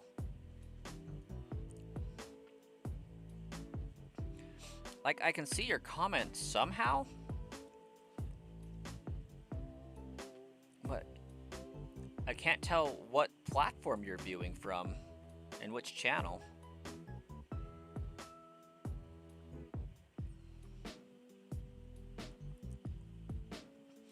In your opinion, Blastoise is the best Kanto starter, but if you wanted easy mode, Venusaur would be your choice.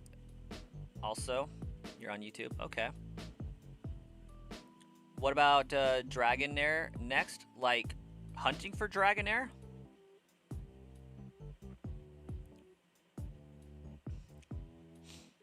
I am intending to do Snorlax next. Okay, there's the Haunter. Level 20. Run. Okay. Drop a save. Now that we know that this is, in fact, a viable solution.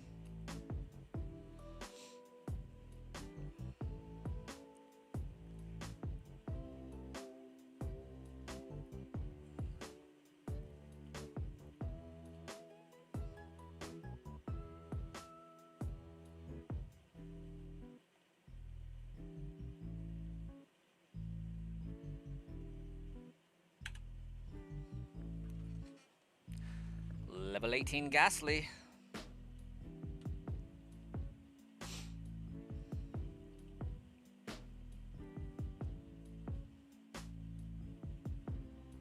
Okay, apparently those tiles don't count.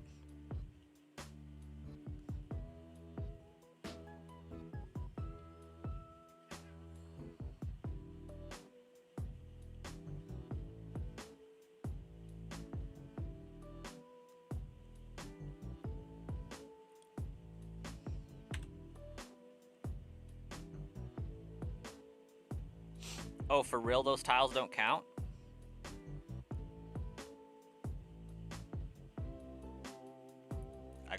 I gotta know for sure.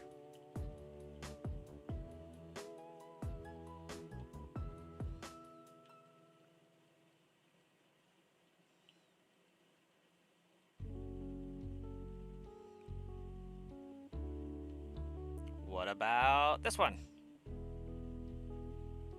That one counts.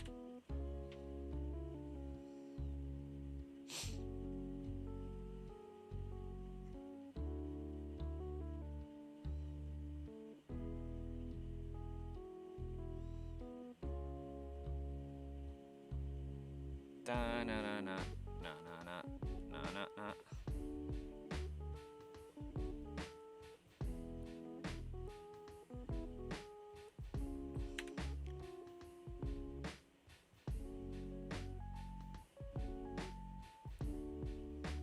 It would be funny if it made a level 50 Haunter appear. A little bit. So we've successfully isolated Ghastly and Haunter.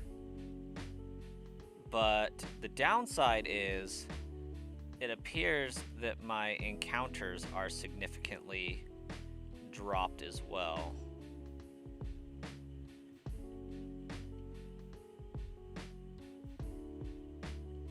So it's almost like it's saying, hey, these aren't going to be spawning right at this moment.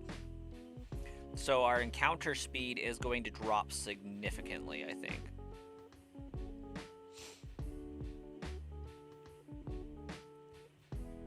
Oh, and I didn't outspeed that.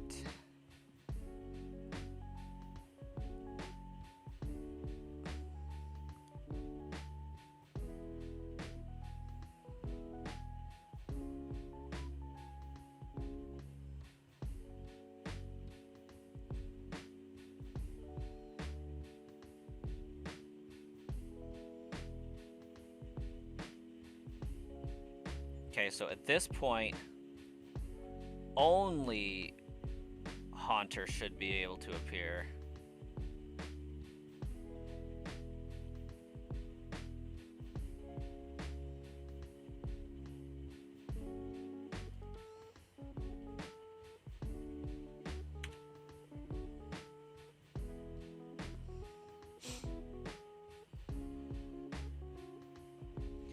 we'll test it for a little while.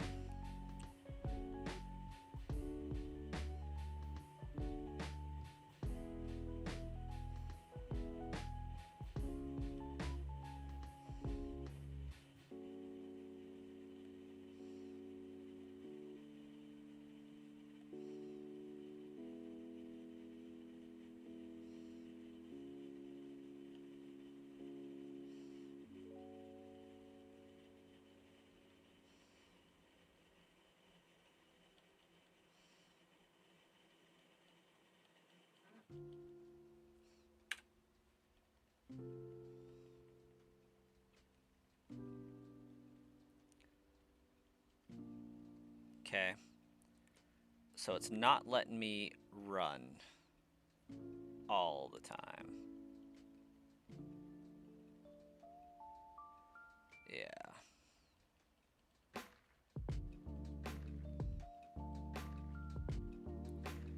It was a valiant effort, but perhaps with more carbos, it would be a more viable solution.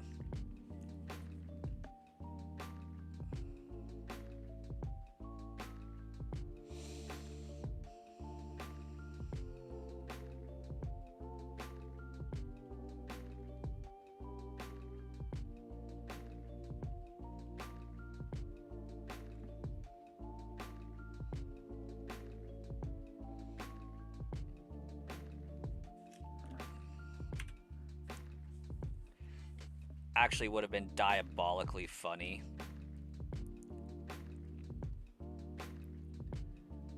if that Cubone was shiny.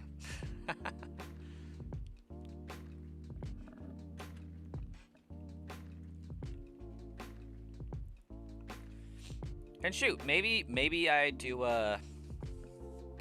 if I get a Cubone, I go for Dragonair instead. Or Dratini at the very least.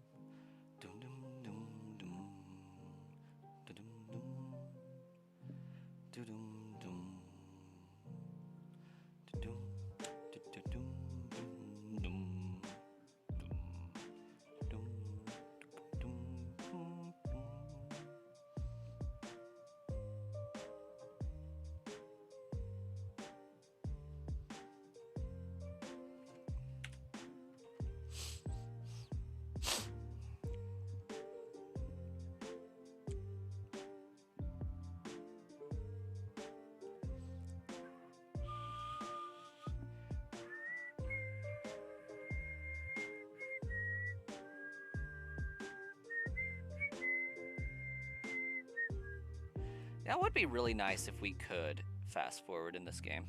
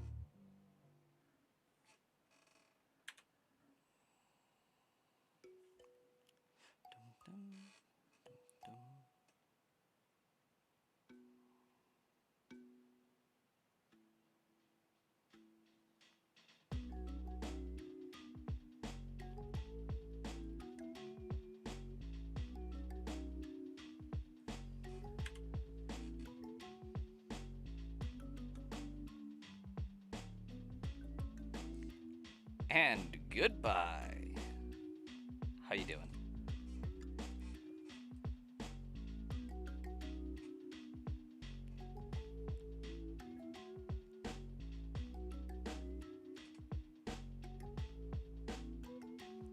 Doing pretty good.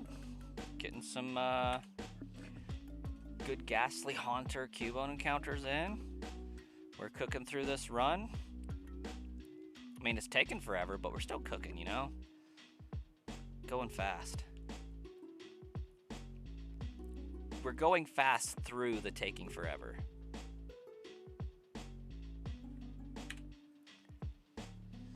We've had a lot of insanely under odds shinies shine. All of them, in fact. We're like a 4th odds, an 8th odds, half odds, and half odds. It's been pretty crazy.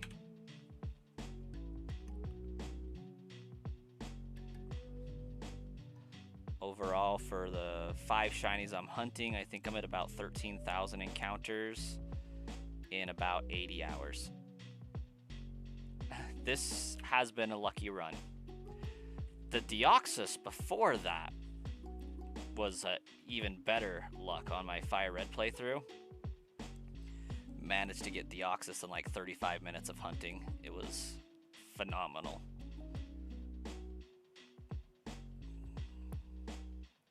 I have a feeling though we're coming up on like the grind, like the showstopper. I think we're going to hit that, you know, dreadful 60,000 encounters sometime soon. And I'm just hoping that I can postpone it until the Safari Zone, where encounters happen left and right.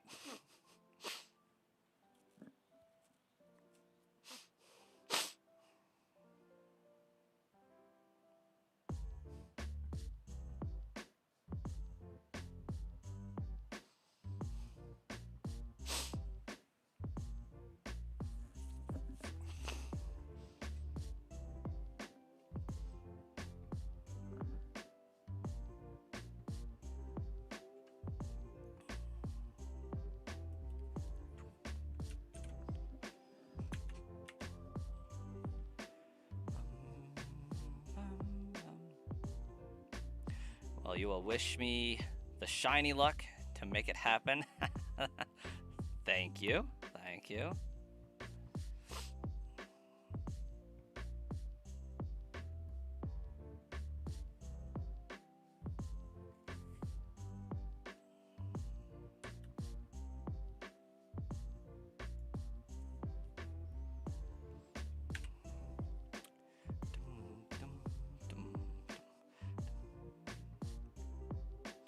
How many encounters did I reach for Abra? It was 4683, I want to say.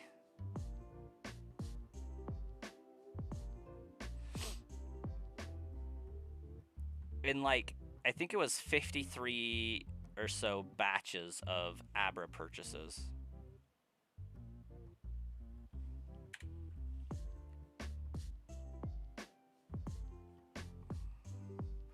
Because like I would buy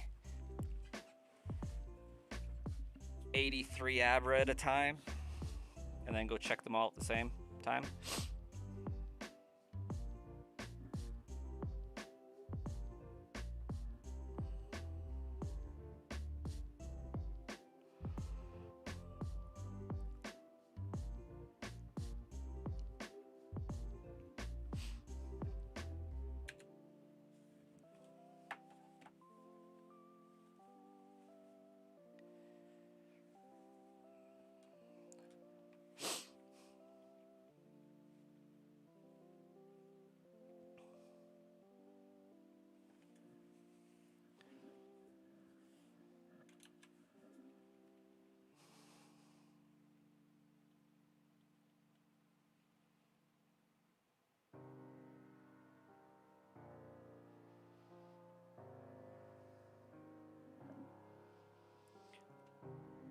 4683 times 20?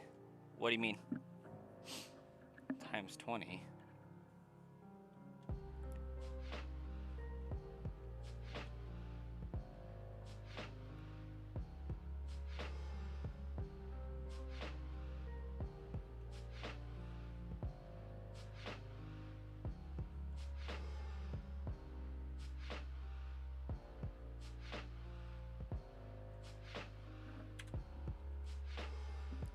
Let's see, what was my exact number here? 4648.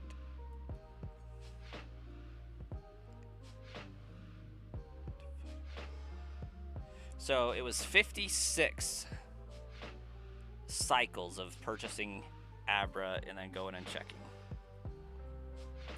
Oh, no. Definitely not that many. No, that was the total Abra I purchased.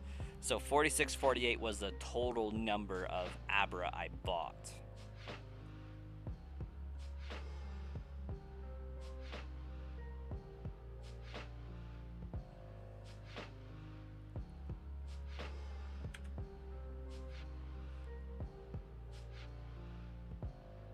Oh, no, I didn't.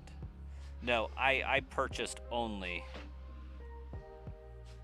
4,648. If we're counting like cycles of purchases, it was only 56 cycles. So I bought 83 Abra 56 times.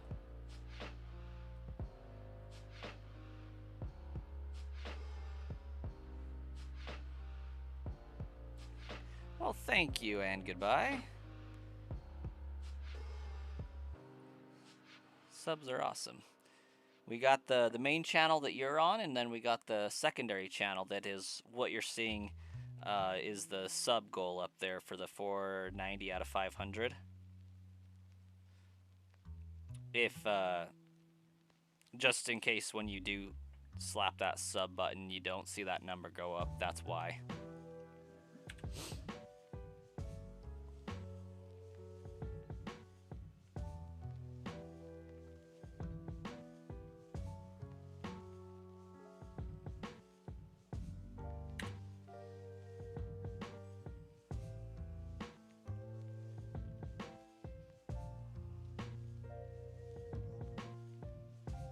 Alrighty.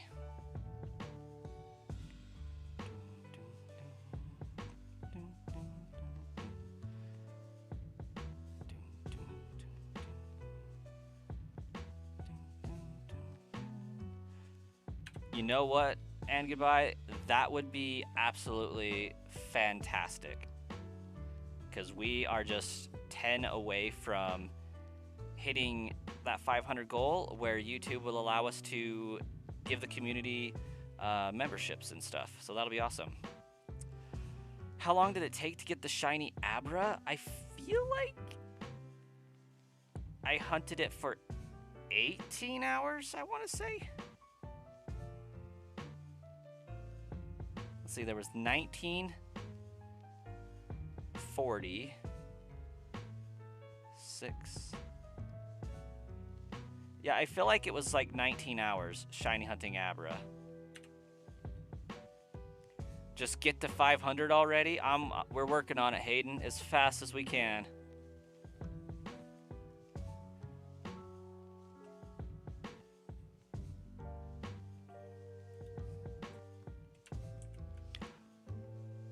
Also, Risto, like, being honest, I feel like I recognize your profile picture, but not the name.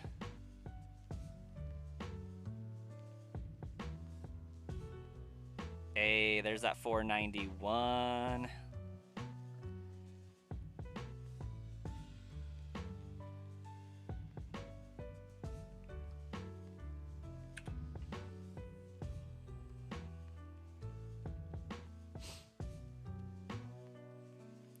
Yeah, we've been cooking through this run. Ridiculously under odds on most things. Well, on all things. Hey, thanks, Ryland. We'll get that goal little updated here.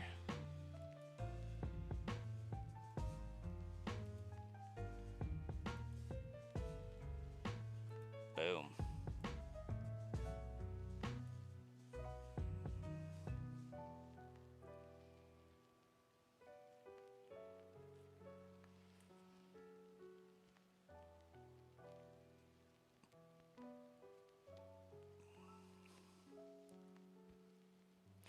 That does exactly mean what that means. Or that is exactly what that means. Goodbye.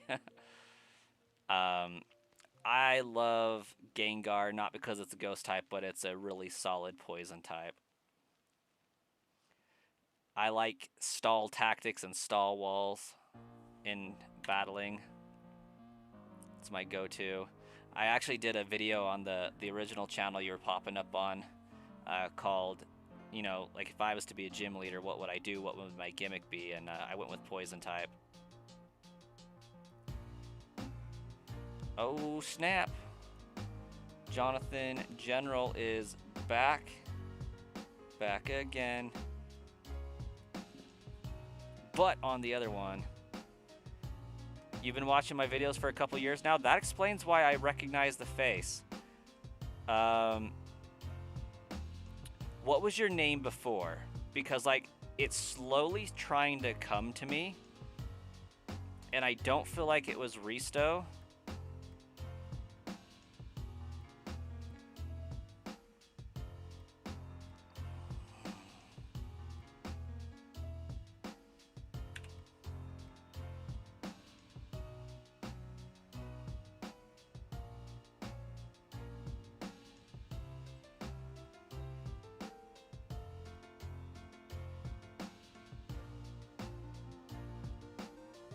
Yeah, I said what my poison type team would be.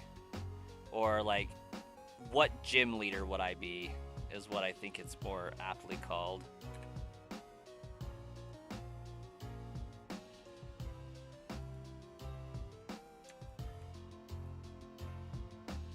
Let me see if I could find the exact title.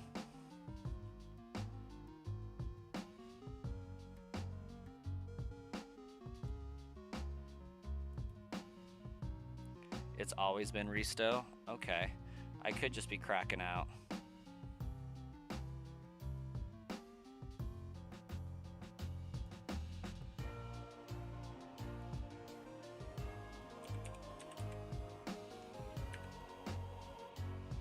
What would my Pokemon gym be?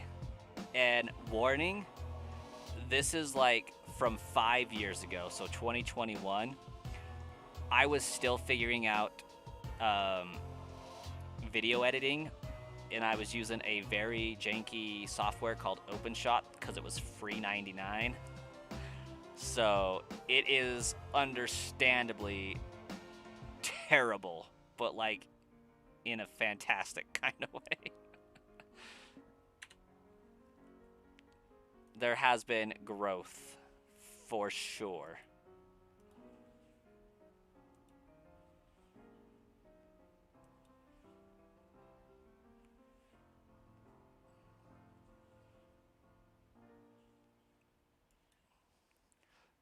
Also, Risto, I am fairly confident that if I go through my comments from my videos, I will see you pop up a couple times. Will, you haven't gone into the tower yet? And you just made it through Rock Tunnel. It's a good place to be.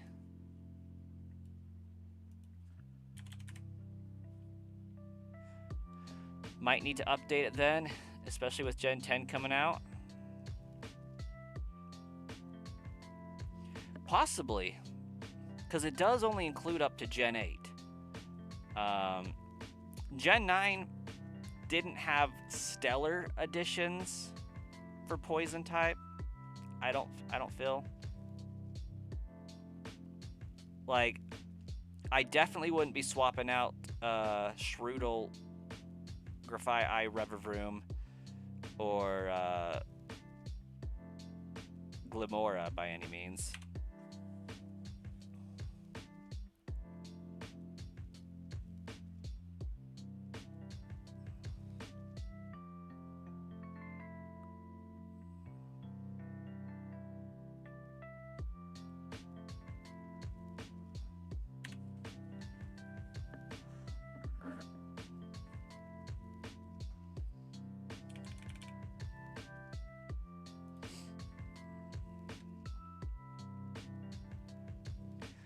Yeah, thank you, thank you.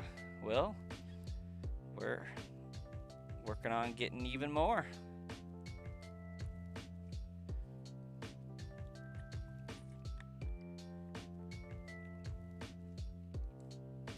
But yeah, I'm gonna go for Gekwa. I have a sneaking suspicion we're going to get a water poison starter. I'm super hopeful for it, and I'm super hopeful that it goes the way of Swampert and is a tanky boy.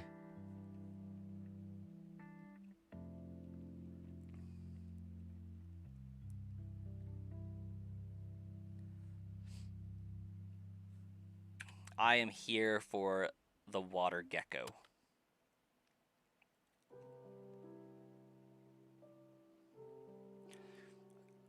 Next choice, I would choose Brout because I think Brout's got some potential, but Ponbon, like, is a huge deterrent to me. Water Psychic would also be pretty awesome. I mean, I know we got a few of those already, but I mean, we got a few water poisons too, so that is of no consequence there, but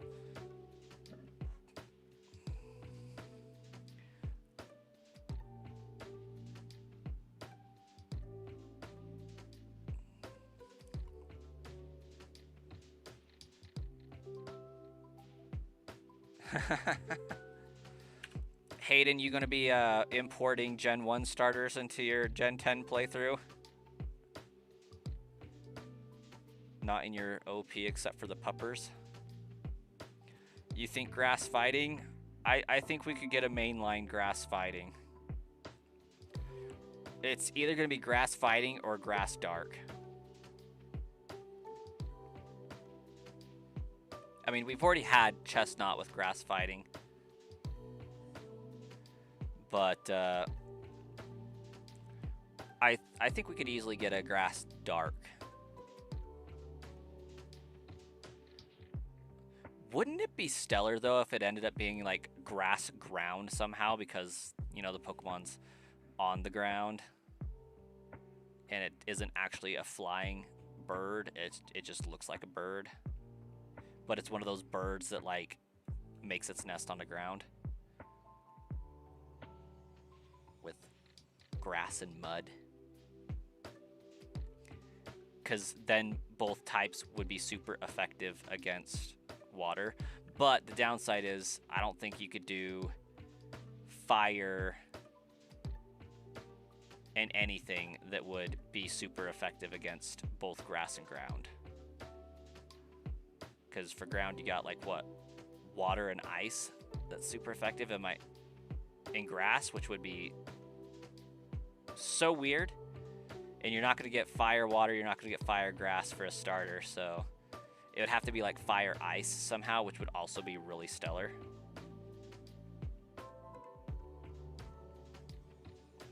But you're going water every time. I do have a high percentage of my starters as water types.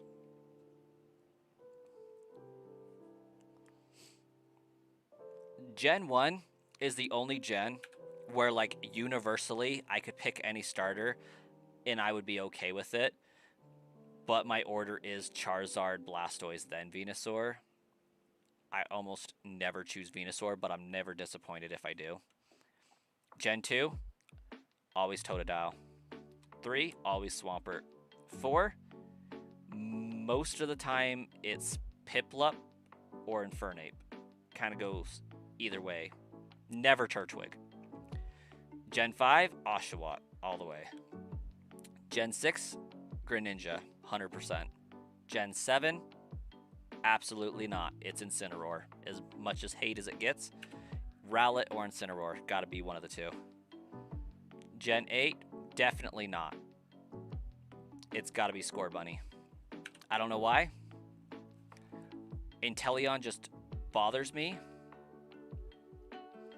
And then in Gen 9, it's Sprigatito. Like, Gen 9 is the only gen where I will definitively pick the grass type starter every single time.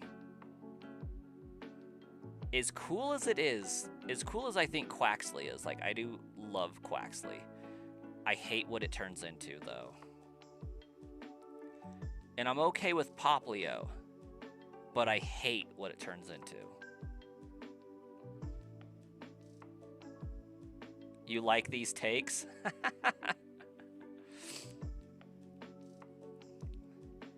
You the kind that would be mad if they go 2 legs? I don't care. Like, it's 50-50. Like, they're going to be on 4 legs, they're going to be on 2 legs. If it starts on 2, it's going to end on 4. If it starts on 4, it's probably going to end on 2. Or none. Because that's happened before.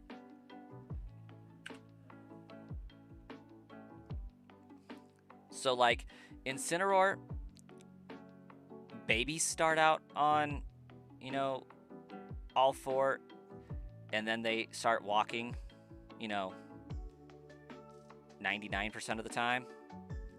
So if a kitten starts out on 4, then is all of a sudden like, you know what? I like wrestling. I'm going to walk on 2 legs. You do you, boo. Like Sprigatito, also a kitten, ends up on 2 legs. Makes sense. These are fighting creatures. Scorbunny always was on 2. So, you know, whatever. Mudkip on 4, and it's kind of both. It can be on 2, it can be on 4. Fraligator, thank you. Pretty much always on 2. Hey, Drea, welcome to the channel.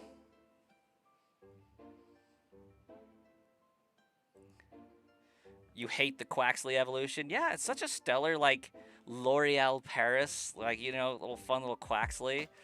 But then it evolves into, like, this weird flamingo salsa dancer, and I'm not here for it.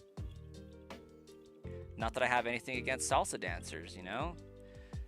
I did ballroom when I was in school, in you know, like, junior high.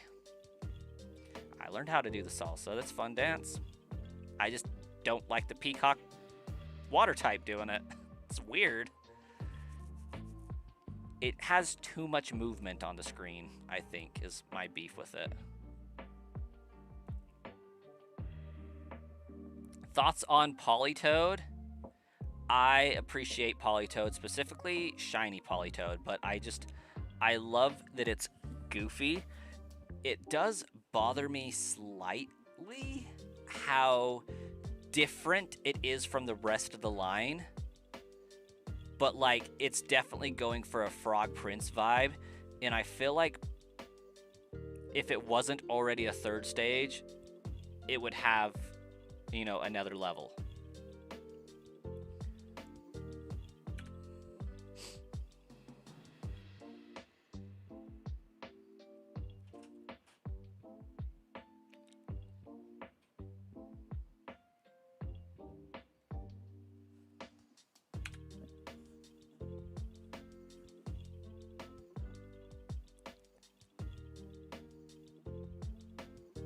Some reason the ninja meme came to mind.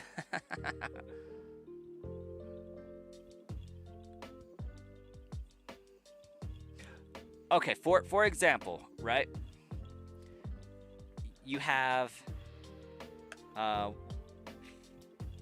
Quaxquaval, and it's just constantly moving its feet really fast because it's doing a 1, a 2, a 3, a 4, a 1, a 2, a 3, a 4 for the salsa, right?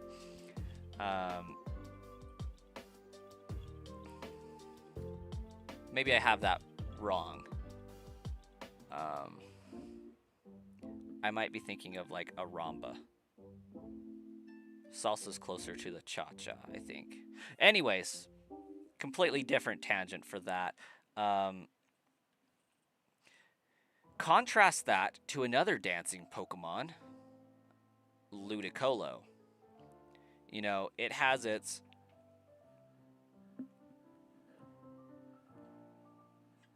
And it goes fairly slowly.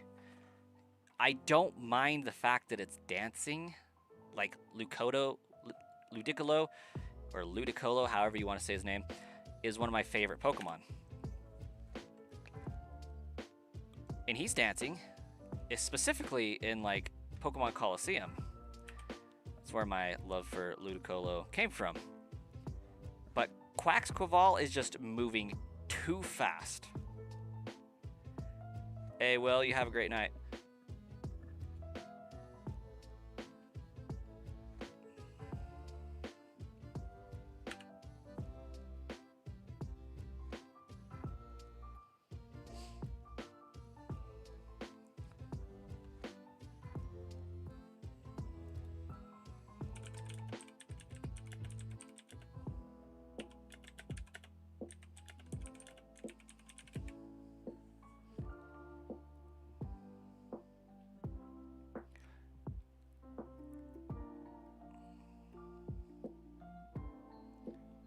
Ah, and I was, in fact, thinking of a samba that is the 1, a 2, a 3, a 4, a 1, a 2 for the rhythm.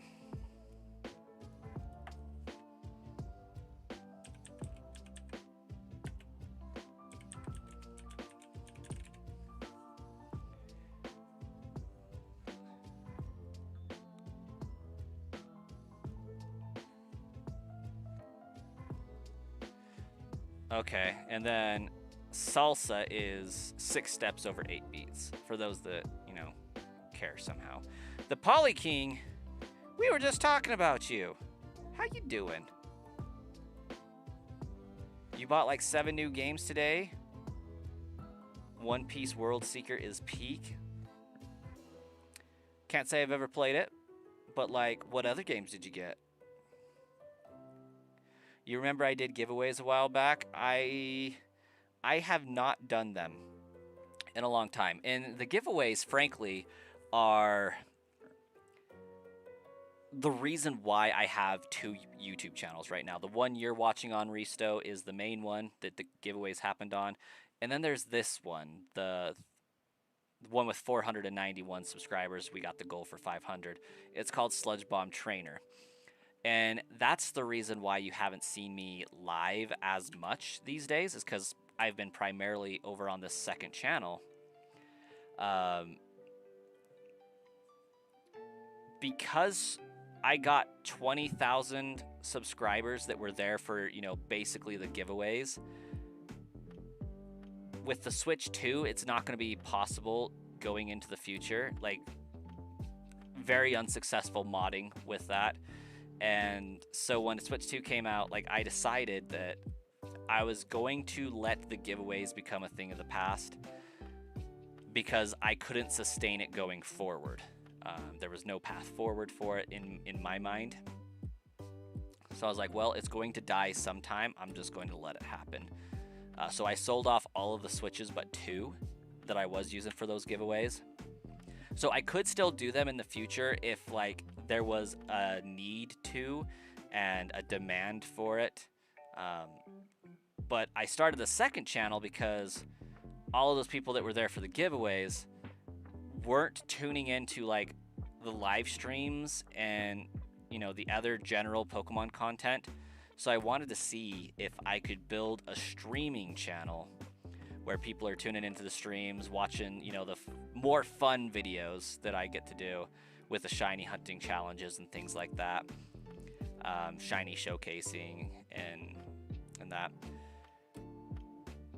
Because what YouTube sees is, oh, this guy's got 20,000 subscribers, but he's only got 10 people watching the live stream. We're not recommending this to anybody because clearly the subscribers don't even want to watch it. So that's what the second channel is all about, is getting away from that and doing the streams and all that. Once I get it set, I may elect to continue with giveaways on the Switches that I still have, the 2, but I suspect they'll get backed up pretty quickly. And I don't think I'll be buying any more Switches for it, just because they burn up over time.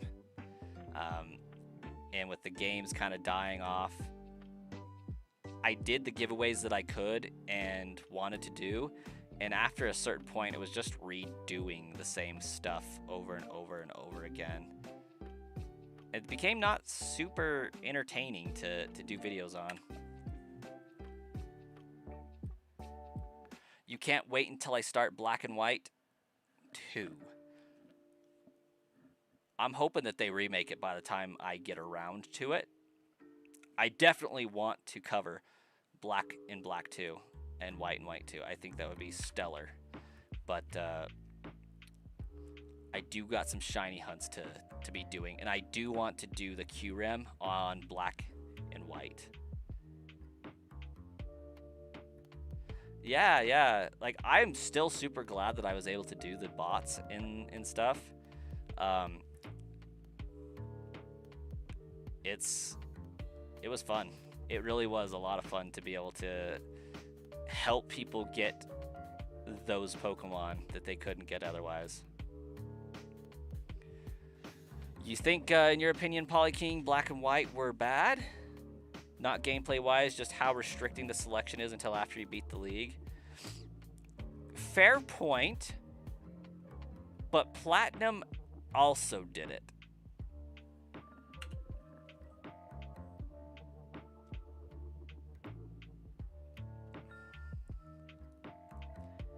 In Fire Red also does it.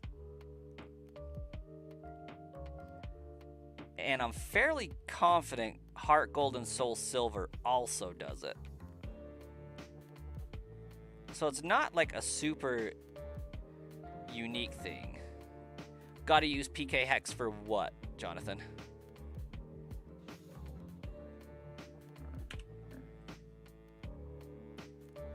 For the QREM? Black, White, Black 2, White 2.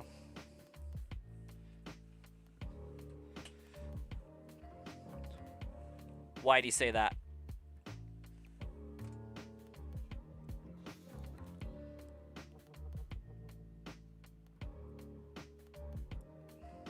Are you talking about to like get the QREM event?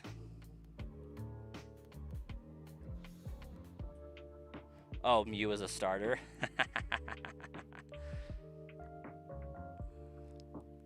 Platinum didn't restrict you to just that region's mons until after the league. Oh, it absolutely did. More or less. Like, you had the 151 Pokemon in the Pokedex, and until you got the National Dex, you couldn't get crap. I mean, I guess maybe it didn't restrict you from getting them through the GTS, possibly. It's been a while, but, like, the only Pokemon available in that game natively until you beat it are the Dex. I mean, it had a little bit wider variety than Diamond and Pearl did, for sure.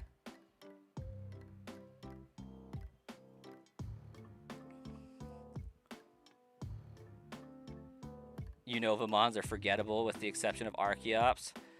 Scolipede, Leavanny, 2 just right off the cuff.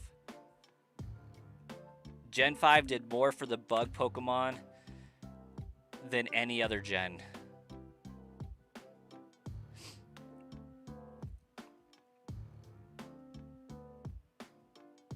Volcarona,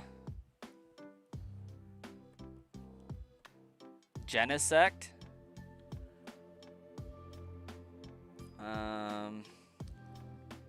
I want to say Carablast and Accelgor, but those two I'm not as confident on. I feel like those might be Gen 6.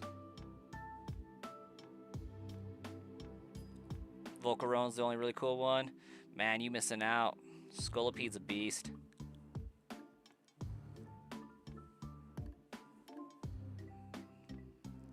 Carablast was Gen 5. Okay, yeah.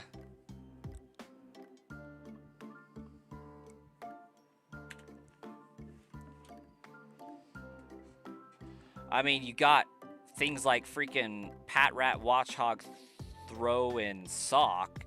I'll give you that. Muna, Masharna. Screw those two. But I feel like you got Esper, Meowstick, Cottony, Whimsicott, Lilligant, Petilil. Lillipup is understandably forgettable, I'll give it that.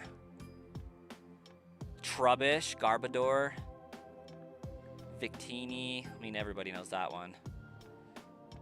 Carfarigas, the Crocodile line.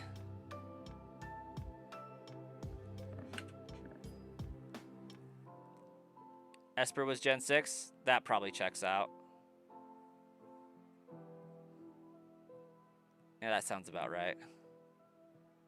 Gen 5 does blur into Gen 6 a little bit for me just because it's newer than like Gen 1 through 4. I have those ones down pretty solidly.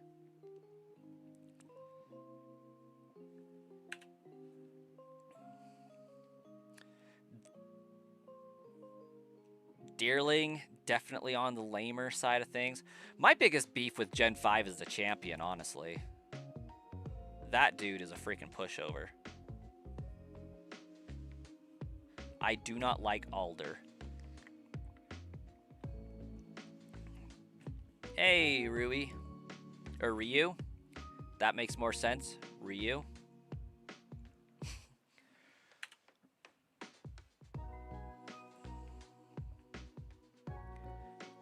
Can't use Deino until Victory Road. Yeah.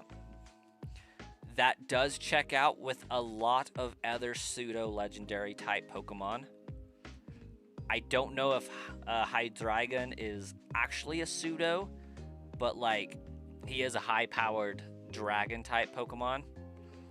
I'm a little dicey on my pseudos.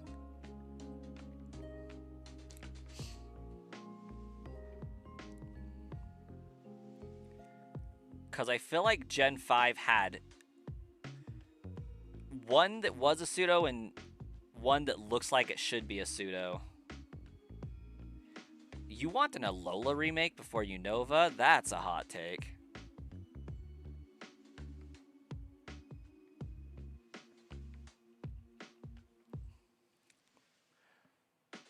Alola bounces back and forth between like being my most hated Pokemon game ever.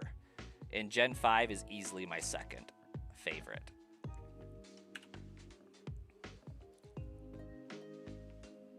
Because Gen 5's storyline is actually pretty dope. I feel like that was a game where, to an extent, it kind of let the Pokemon genre age a little bit before Gen 6 like hard reset it back to a younger age. Risto's jumping on Fire Red right now. Just beat Blaine. Okay. Getting towards the end game there.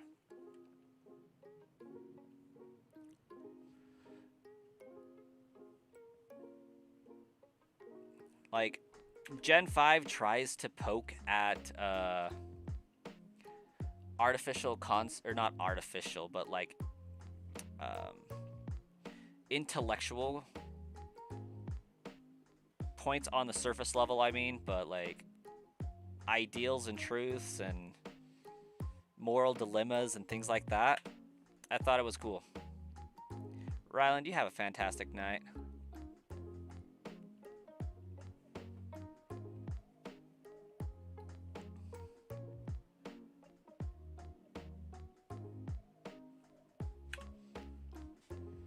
Alola was one of, if not the best regions.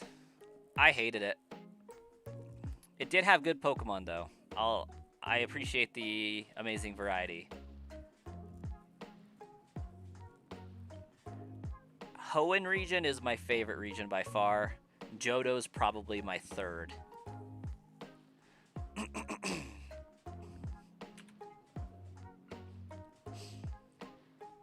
I didn't like the island challenges. I didn't like the Z crystals.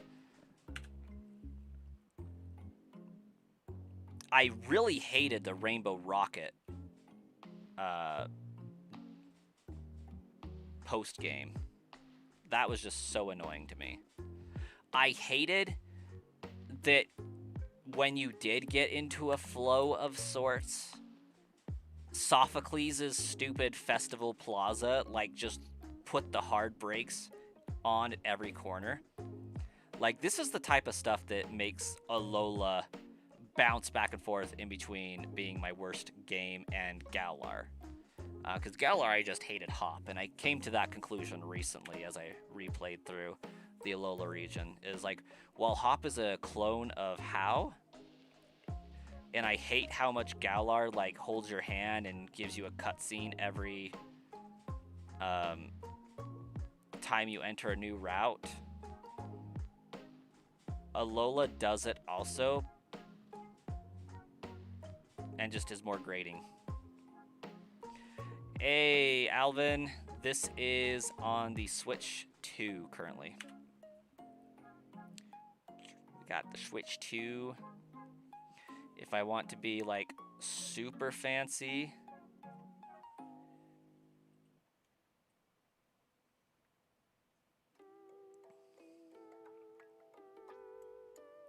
if you want to be super fancy, I can put it on my GameCube. That's pretty dope.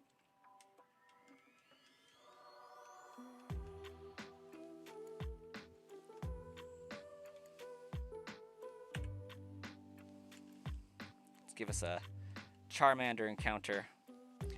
Galar, you also hated Hop. You only hated ZA because of Tawny and the 4-hour tutorial. Yeah, ZA was terrible.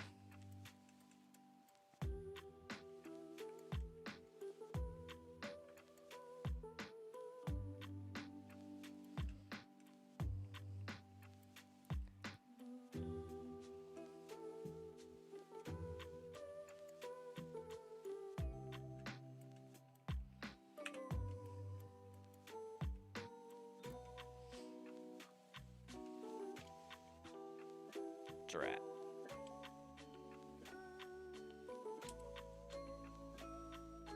Anyways, back to our regularly scheduled shiny hunt. Oak movies. ZA story was mid. Yeah, I think overall ZA was just a flop. I did not like it. I still haven't even gotten through the DLC for it. And like, it's just because it was more of the first part of the game. It was just terrible. And super predictable. You still remember your first shiny? Inner tube, the float cell in Ultra Sun? That's pretty dope.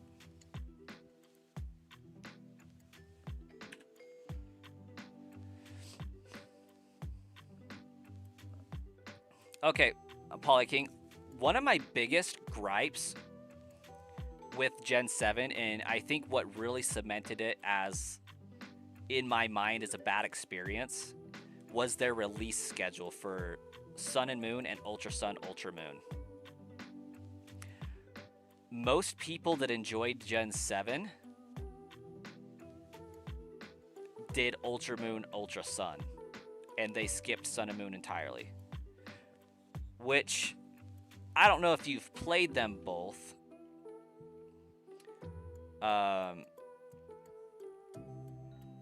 It's the same exact game, but they didn't market it as that. Like, there are very, very, very minute differences.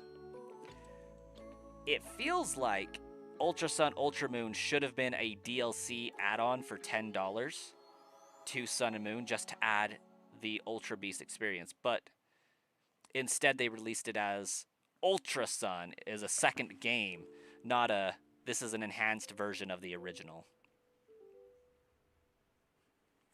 So I got Ultra Sun, Ultra Moon at some point after Sun and Moon. So like I play through both games at the same time. So maybe I'm a edge case to this, but I played through Sun and Moon together, getting the version exclusives, trading them, beat the games right as Ultra Sun, Ultra Moon were coming out. And I start playing them after dropping, $70 on the collection there. And it's the exact same thing. And I'm like, what's going on? That ain't cool. Like, I was thinking at least a Black and Black 2 scenario. No. I mean, there's a little bit of an inversion with the time clocks, but it literally was just adding the Ultra Space wormholes at the end. And so I bought 2 completely new games for games that I already had, just for the Ultra Wormholes, which I've never really gone through and did. Oh, that was weird. Apparently I'm sending plus signs in the chat. So that's like part of my beef with Gen 7, is just poorly executed duplicate games.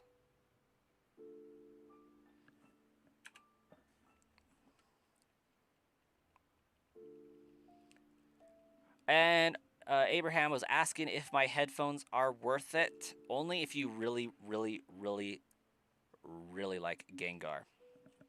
For myself, I would say maybe not so much, because I had these ones, which are wireless, and are the Kraken V3s versus the Kitty V2s that these are technically. And I think these are far superior, but they are originally like, I think $70 more, so like there's reason for that. So for the cost, yeah, probably worth it if you don't have another better headset lying around. They're a good priced quality headphone, definitely.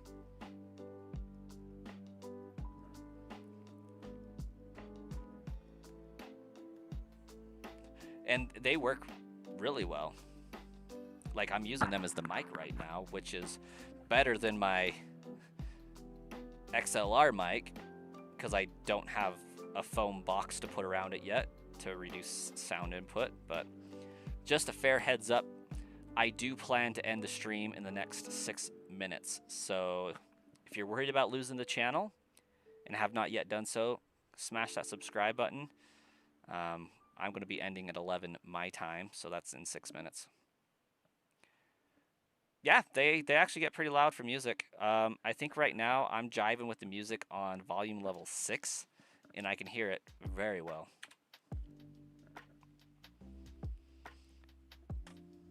They're not the bassiest things ever, but like they're decent bass.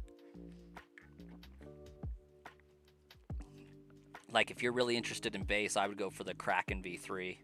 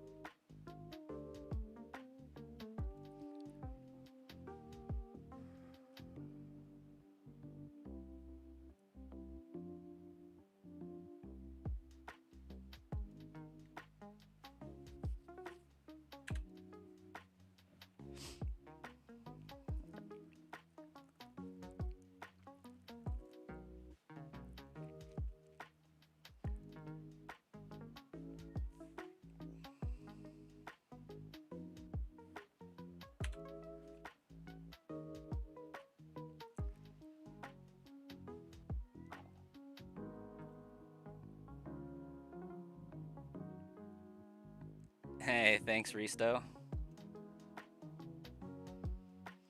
Otter, welcome.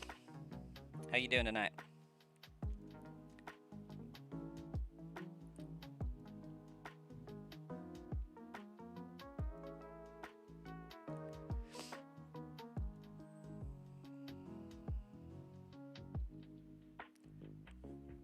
Bye. See you on the other channel, probably. Did I get a lucky egg? Nope.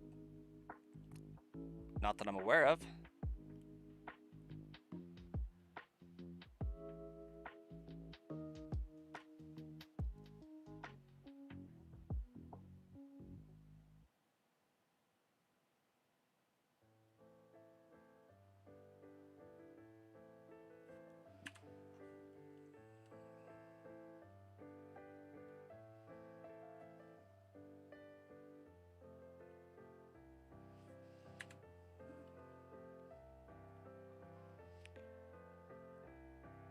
Also, welcome Jira.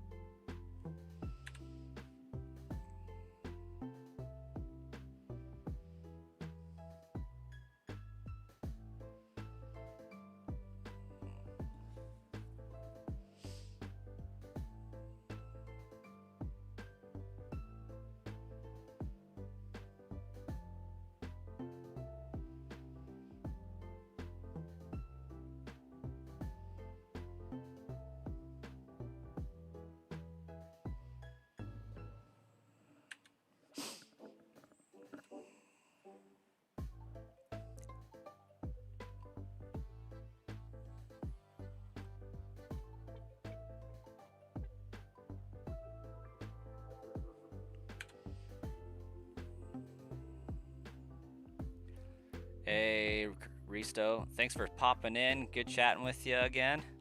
You have a great one.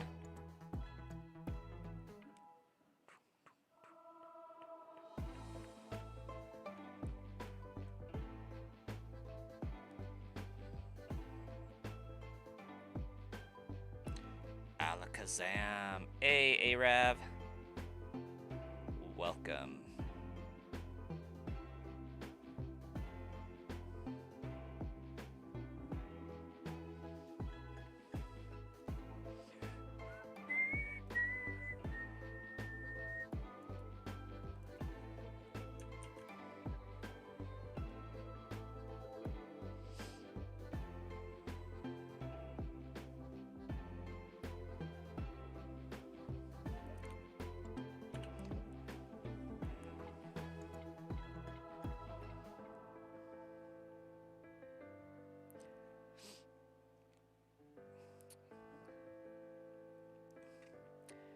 Arab, you still there?